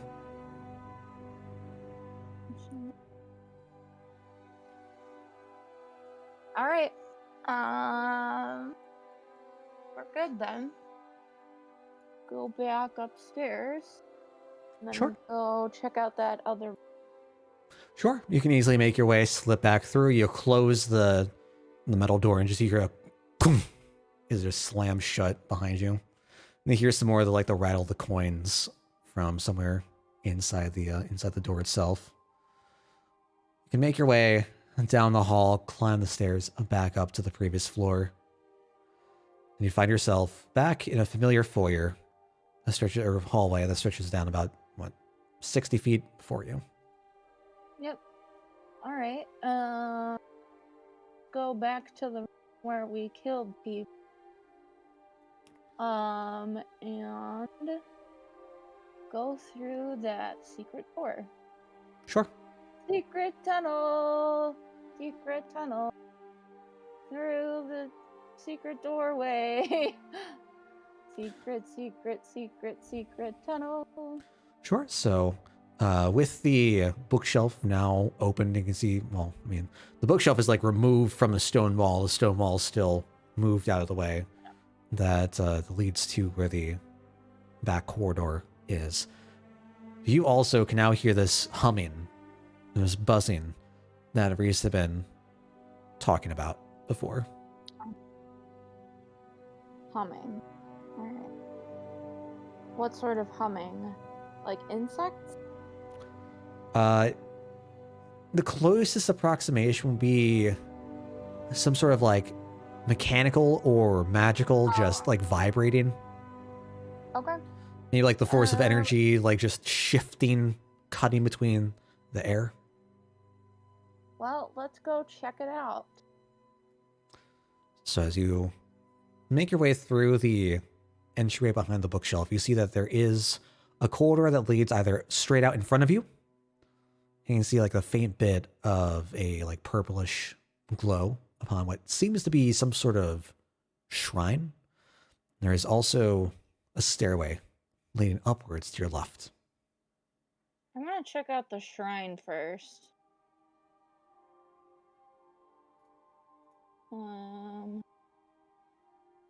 Hey, just to be sure, since we are in the room with old Of man's course. body, did we ever search his drawers? Yeah, we did to find the notes, right? Yeah, you saw the notes. There wasn't anything out of place in the drawer in the drawers. Everything of any sort of importance was out on top. I'm just having trouble believing he only had like the one bullet.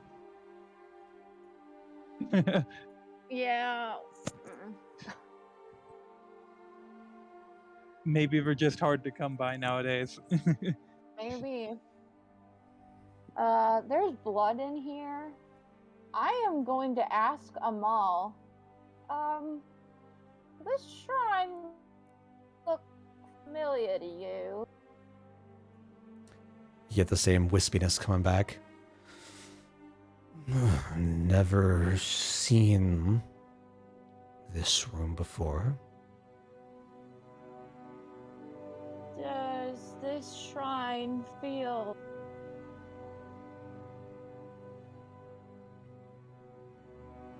Don't really want to touch it.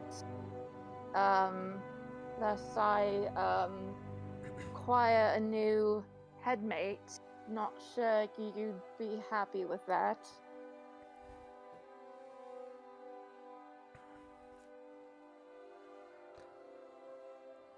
I've shared space with many individuals previously. No, there is no mind.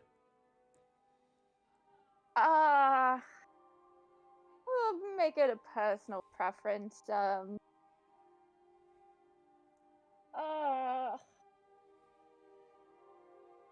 Yeah,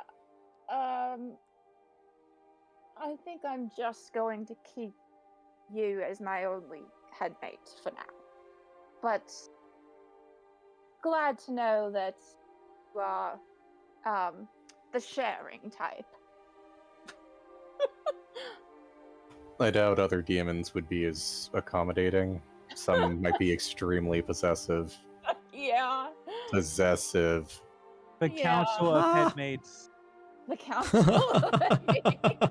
We grant you the rank of master, but you are not part of the council. Oh god, like I just watch Just like thinking like disaster, like Big Brother reality TV kind of thing.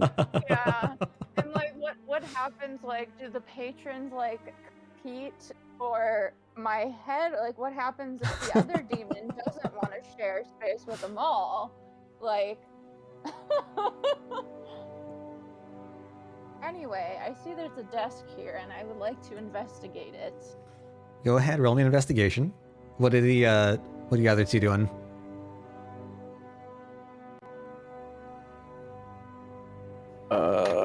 Actually, sorry. Let me just see what's going on here. Yeah, no worries. Shoot-de-doo. I mean, we already kind of, unless we forensically go through the place, found everything that I think was relevant. Maybe we should just try and explore further. And if the two of you want, I can... Wait, is that a portal? That's what I was asking them all about in here. Okay.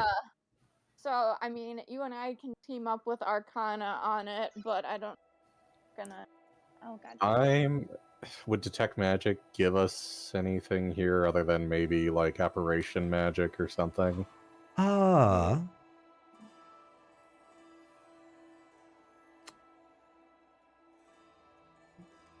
Let's see. I feel so bad because that is the domain I know the least about. In 1 second. I'm just keeping an eye for bullets. I'm terrible at my schools of magic. I'm good with one in particular. I'm sure you can guess which one it is. Let's see. Rayleigh is over here learning gunmancy. Yeah. Gun kata. Nancy. Okay. Yeah. I'd say like you definitely feel like some sort of magical wave emanating from where this shrine is with this like purple-ish light. Definitely feel like you could get something off of it with detect magic.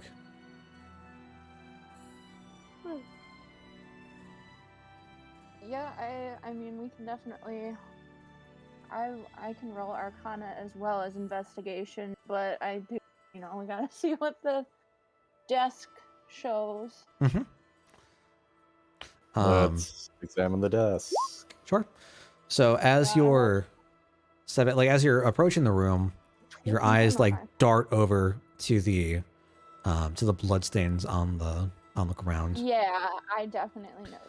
And you're taking a quick look, and you do see, like, in the far side of the room underneath where this like makeshift shrine is, there seems to be some sort of circle below. You can't quite see the full symbol as the shrine's like overlaid on top of it. Taking a look over to the desk, you do find a couple of like scrawlings on different like parchments of paper. They seem to be of the same handwriting as the male mage's book. Okay. Same kind of like just chicken scratch. What are the languages you know? Let's see. Common, Elvish, Undercommon, Celestial, and Did you say infernal? Yeah. Infernal, yeah. He said it's chicken scratch. Yes. Maybe it's wolf. Let Locke read it. Speak with animals. That might help. It was the legend of the chickens. You found me out all along. Where in the... Oh my god. Babe, like, you can't go on like this. You need a secretary for your goddamn note. Where are you? I had you. There we go. This man, like... Okay. So as you're taking time, you pick up a few of these papers, and you see several symbols that you've come across in various different books from the Academy. Most of which were found in a restricted section that you had either been like dared to try to go take out of, or if you wanted a couple of nighttime reading. You don't gotta dare me to go to the restricted section. The other two, are you sticking down here? Just all staying together, like huddled together? Yeah, though I did bring Locke I'll over. help out to look around. Yeah. Because I thought Locke might be able to determine if the blood here is human or animal. That's fair. Okay. Only perception for Locke. Yeah. Give me just a And then moment. Gale, what were you trying to help out with? Just the general investigation of the area? Yeah. Okay. Anything in particular, like through the crates, through the desk? Let's go with the desk. Okay. Looks like Locke knows his meat. Yes. Yeah. So like as you move in and Locke moves in, just, like slightly trailing you, begins to just sniff around again. Like begins to try to like look around the blood and try to get a sense. And as you ask, like, is this human? Is this animal? Is it what is it? Response back, not animal. Begins to like paw up over to Gale. Just thinking back, more of this one. Human. So Human. not elf. Yeah. All right.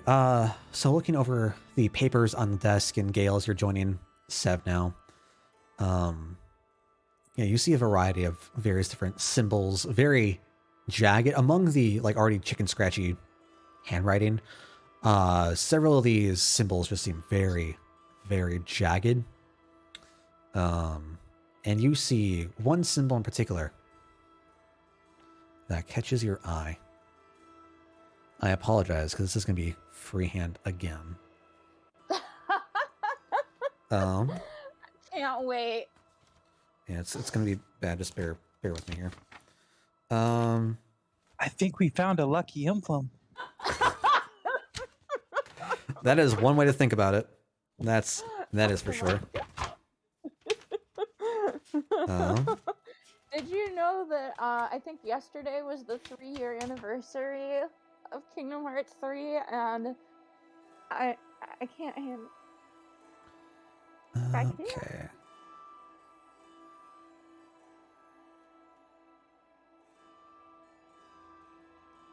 No, I want you to be small. All right, whatever.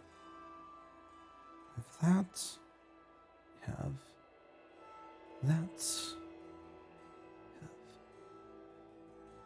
Have that. Have that. Circles.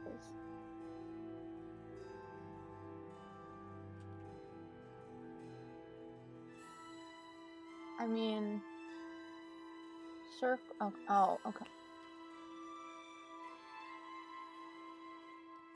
Okay. Oh, this is so bad. I'm so sorry.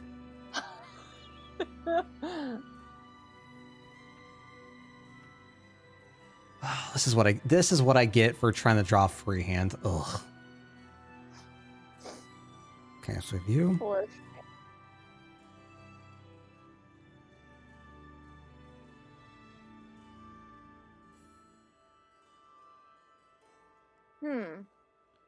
Wait a minute. I still have that one ring, blessed ring. I'm gonna put it on. Just Right, but you what have no happened. memories of what happened. I know, but I have the ring, and I'm wondering if you do anything. Why would you know it would be relevant? I don't really at this point. I'm trying to see if I can communicate with whatever, because I communicated with something when I put on the ring after back, remember? And I want to see if that entity would recognize this, because Amal doesn't. I mean, I'm going to ask Amal again about the symbol, but the shrine itself and the feeling. And you said I recognize the symbol, Dale? Yeah, you both would recognize this symbol. Yes. But more so from studies, not necessarily like the dream that didn't happen. Right, so as you see this symbol, you see 4 orbs with a spiral around each except for the inner orb. And you would recognize this as a long lost symbol that related back to a falling out leading up to the lost ages, the dark age. Okay, well, I'm going to start by asking Amal about... If only we had 2 more drift globes, we could complete it. Do you recognize this symbol by any... I know you didn't recognize the shrine itself, but, wondering if you know about this. Now this is a surprise. Indeed I do. Never thought to see this again. Well, what is it? We're trying to figure out what's going on.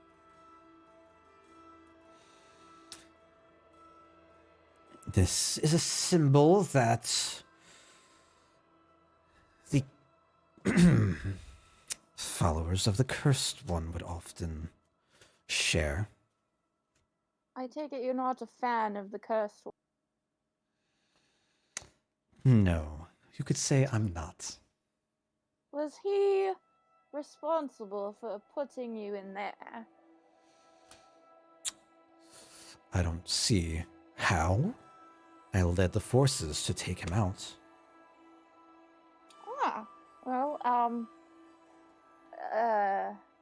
what led you to do that?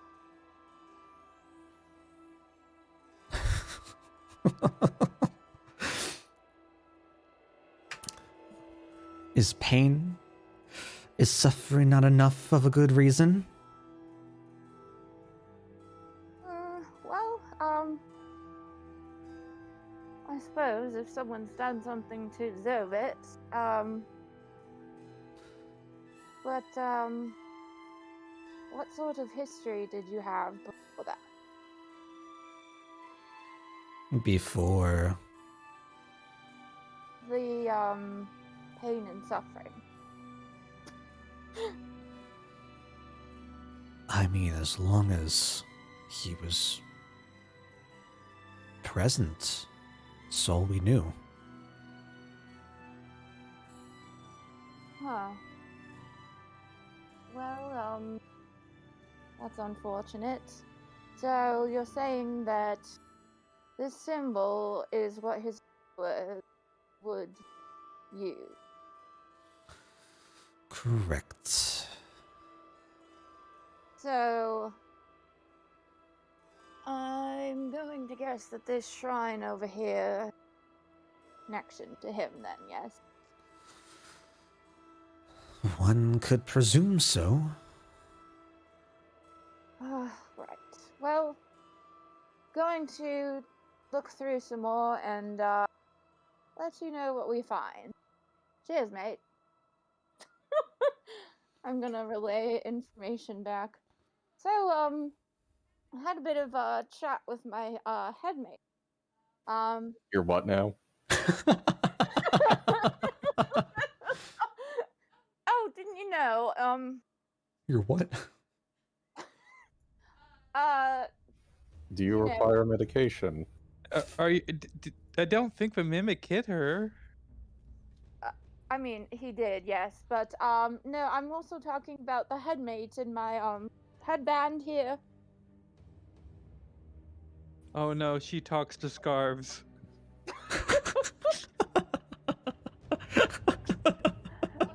Should we set it on fire? No, please don't. No, he's very he's been helping us. I suppose I haven't mentioned before. I guess I but... kind of look at Elmwe with like shock and concern. Oh, Emily's not here. Or sorry, Really? Rayleigh.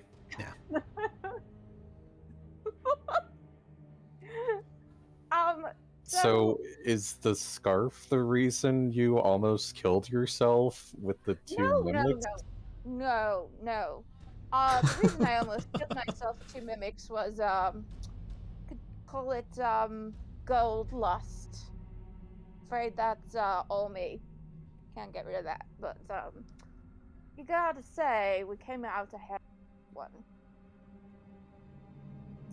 But anyway, Amol, my headmate, recognizes this symbol here.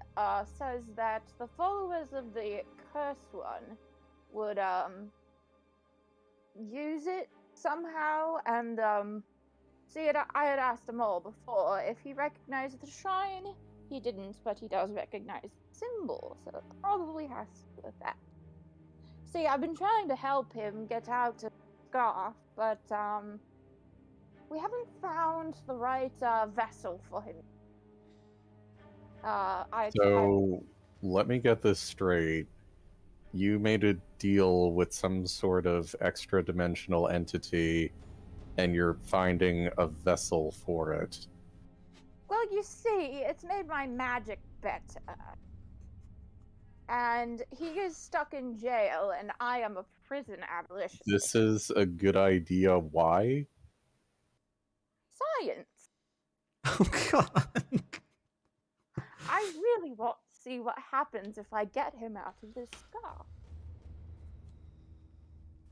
And you're not in the least bit concerned that he might, like, eat your soul or something? Well, he could have done that already if you go. Maybe he can't because he's too weak to until you unwittingly fulfill what he wants? Well... The thing Oh, is- whatever, your body, your choice, but, like, just don't... I broke Dale. I'm sorry, carry on. Just don't have it affect us, please. I mean, it has, but in a good way. I mean, have you not seen that my magic has been so much better? You see, I agreed with him when we fought the Dryad, you see, and that's when it started getting better, yeah? Okay. But, yes, yeah, he was not a fan of this cursed one. He told me that that took him out. So, not a good guy. But, yeah. I feel like you should have asked him if he had a different moniker for quote unquote the cursed one, because that's not as easy to research. Yeah, good idea. I'm gonna, like, go back into my head. Oh, by the way, does the cursed one have another name besides cursed one? My mates were wondering.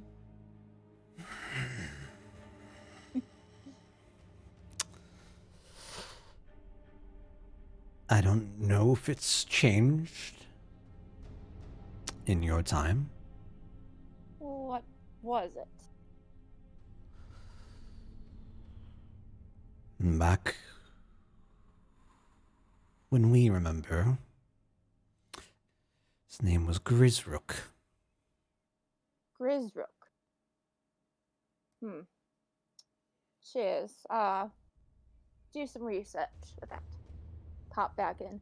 Alright, so, the cursed one's name was Grisrook, but, says it may have changed.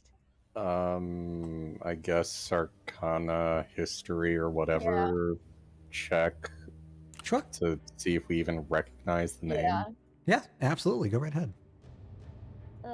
Which one? Whichever you're better with. Both would be relevant. Or maybe even religion. Arcana for me. Sure. I'll try religion. I rolled a nat 20. Nope. All right. I'll say that you two are like trying to bounce, being semi scholars, kind of like bouncing your academic Yeah. histories off of each other. Now you both come to the conclusion that a lot was lost during the Dark Age, when just civilization itself was rendered obsolete and had to just recoup and begin again. And while you don't know the name Grisrook, doesn't ring any bells, the idea of this cursed one, the idea of what started and began the Dark Age, was a form of civil war from thousands of years back, between a falling out between the four powers, that be, one of them being Belial. Probably infer Okay. that somewhere over time, Grisrook's name had been transcribed, maybe wrong, maybe a character misplaced, turning Yeah. into Belial. I mean, not only that, there could have been countless names that he went by with the various different civilizations that lived Yeah. during time immemorial, practically. So, but I mean, a demon's guess would probably be better than ours because he was there. Yeah, that's what I'm thinking. But I'm still thinking about the ring, because the only item I've ever immuned with another entity, although I don't know. I still don't know what you're talking about. Because I put on the ring when when we woke up, because I had it in my pocket. Trying to remember. I can't remember the context, but I think she either took it from Reese or like. No, like, No, 'cause I know that she had it. I don't remember anything after the segment. because I woke up with it, and then I want to say after the battle I put it on because I found it in my pocket, and I'm like, what's this? And I just can't remember Yeah, exactly. I'm a say a no on that one, unfortunately. Damn. All right. If you were to put it on, there'd be no response. It just seems like a gold ring. Okay. Because if that's what we were going to do back then as well, that's all that would have Well, happened. What if I put the ring near the shrine? Sure, I mean, if See you what just want to pocket out this, like, gold ring I've been carrying, and, like, roll it over to the shrine, it rolls over, and does that little spinny thing, plops down.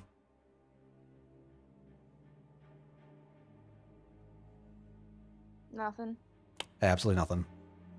All right. Well, I tried. Take it. Put it back in my pocket. All right. So what else am I making out from the chicken scratch besides this symbol? Right. Anything? So as you're looking over the symbol, it really catches your eye. You see a couple of other diagrams, and you get the feeling that this is a summoning ritual. Okay.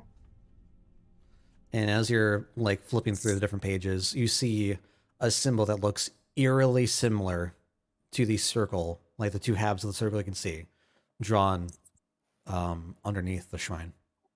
I would like to take the vial of the doppelganger sample and see if it responds in any way to the portal. Yeah. Oh, okay. What are you trying to do with it? I just want to see if anything happens. Like if you just take it out and like if it's nearby? Yeah, like if it glows, if tentacles come out of the portal and try and kill us. Yes, tentacles fall, party dies. No, nothing happens at all. There's no sort of interaction. You do Okay. like if you were to approach the portal, you do feel some sort of like magnetic like sensation and pull as it becomes a bit harder to like force yourself away and walk away, but nothing with the Okay, that's with the vial. gonna Solution. detect magic that, because like that is weird. Yeah. Pour out ball bearings and hope a portal falls prone. Yeah. Sure, you can go ahead, cast detect magic. Absolutely. La la la la la. I'm gonna need to read that because I hate that spell because I can never remember exactly what it does. Well, perfect. It's right there. You sense the presence of magic. If you sense magic in this way, you can use your action to see a faint orb around any visible creature object. There's School of Magic. Spell can penetrate most barriers. Is blocked by 1 foot. Okay, so No barrier. as you like take a look and focus on the shrine, you get the overwhelming urge that this is some sort of conjuration Sure. spell. Can I get a sense of what's on the other side?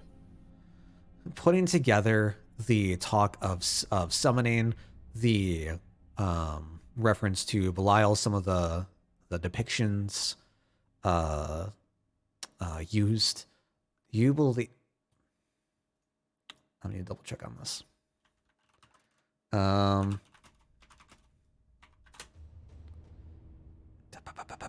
Yes. No. I'm gonna also like draw a sketch of it, just Yeah. to kind of take back as sort of like a report to the mayor once we're done here, because Sure. he's definitely gonna want to know about all this. Yeah. Do you all think Belial would like a friendly handshake? No, I mean, Based on the blood stains on the floor, I think he wants a bit more of that. basically what I want to figure out, it would be so useful if Reese were here, because he might even be able to sense divine beings or something. I don't think. I just want to know if this is like on the mortal plane or if this is well out of like some sort of other plane. But if So- that's not something that Time to can cast tell. Mage Hand, throw it into the portal, and learn absolutely nothing from it. So currently, like there is no portal. There's just like a brief glow, like residual energy that's been humming and like pulling. But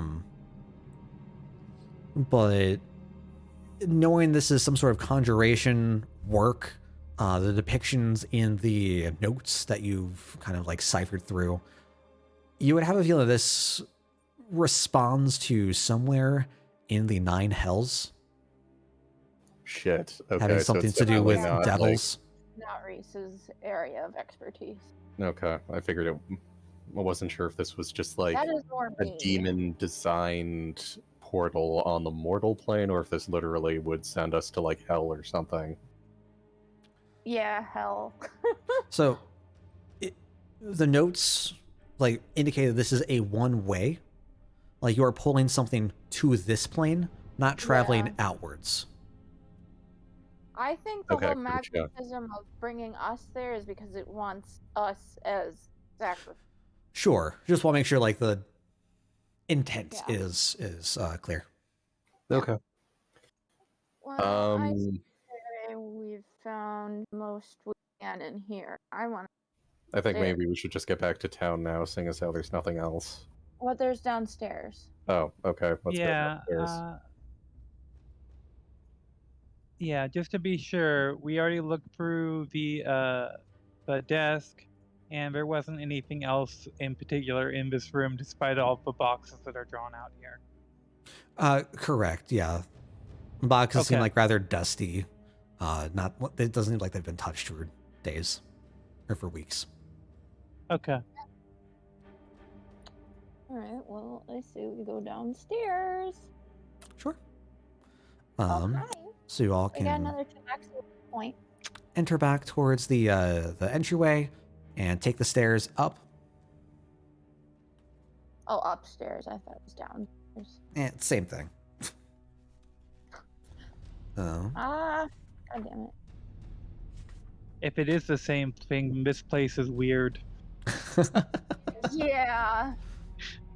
I mean, And also, I still have detect magic up around me as we walk, so if we run into anything.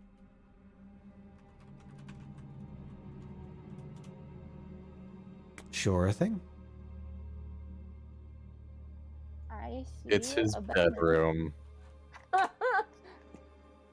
Do you think that chest is a mimic? Oh god.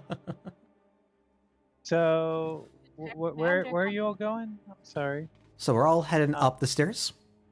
And as you make fair. your way up the stairs, you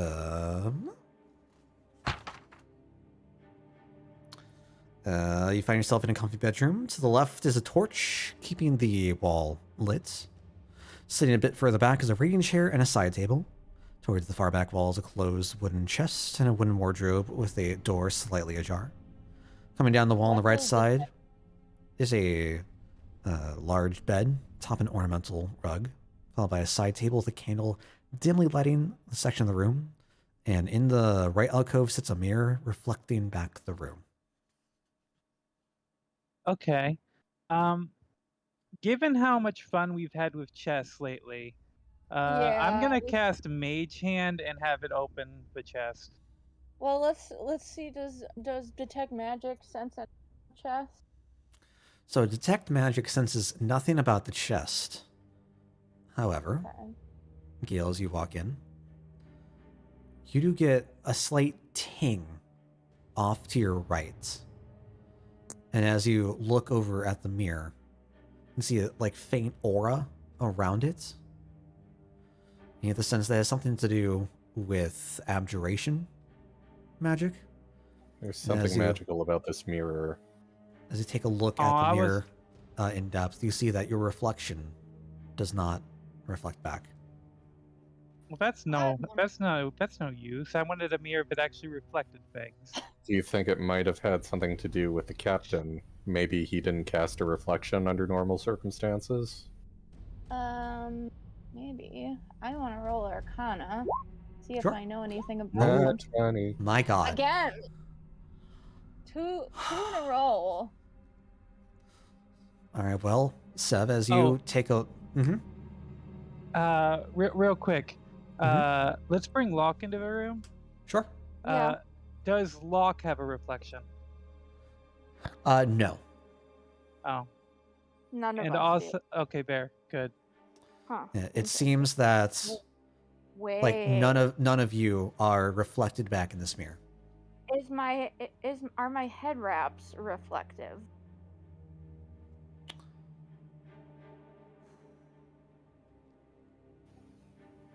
Clothes, like, do physical objects get reflected back? Is it because we're people? Like, So the rest of the room is reflected back. It just seems as if like you're looking into the mirror, as if like you're just looking into the room. If that like it's a window into the room. If that makes sense. Oh, okay. pop dimension, maybe? Okay, let me try something real quick. I take out my bow. I fire an arrow into the floor. Oh, okay. Does the arrow appear in the mirror now? Because it didn't appear in the mirror before. It does appear in the mirror. Interesting. So it doesn't appear on when it's on my person, but as soon as it's fired, it appears. Sev, as you begin to approach the mirror, just trying to like see anything about it, you're looking in close. Right, you're getting like right up next to it. You notice that it doesn't reflect any sources of light in the room. Now, as you walk closer to the frame, you peer closer and closer in, and you hear a slight murmur coming from what sounds like inside the mirror. And as you begin to walk closer and closer, you hear some cries for help. Some like ghostly wails. What the shit? As they're just shouting, "Help! Help!" Do they want fish jerky? They want fish jerky. We have plenty of that. Now, I'm gonna say that is where we're gonna end for tonight, because it is getting late. Yeah. Well, we did some stuff. We got some stuff. We did stuff indeed. I'm just glad we retreated and managed to do stuff. Yeah. I'm so glad y'all did not just run away from that mimic encounter, because I would have been so sad for y'all if you just left that for the next group of adventurers to come by. Oh, I am sure. I'm sure you knew that Sev was not letting them sit there. Like, nah. All right. And well, I was fine with it as long as we could make it a little bit safer. Yeah, absolutely. I mean, sometimes that rest up is a good call. Yeah. All right. Well, are we all good for next week? Yeah. Yeah. Yeah. Cool. Well, we will find out what is going on with this mirror, with this group, what Grizzrook is, what Belial is. We'll find out next week. Maybe, perhaps. Appreciate y'all joining me tonight. It's been a blast, as always. I'll see y'all next time.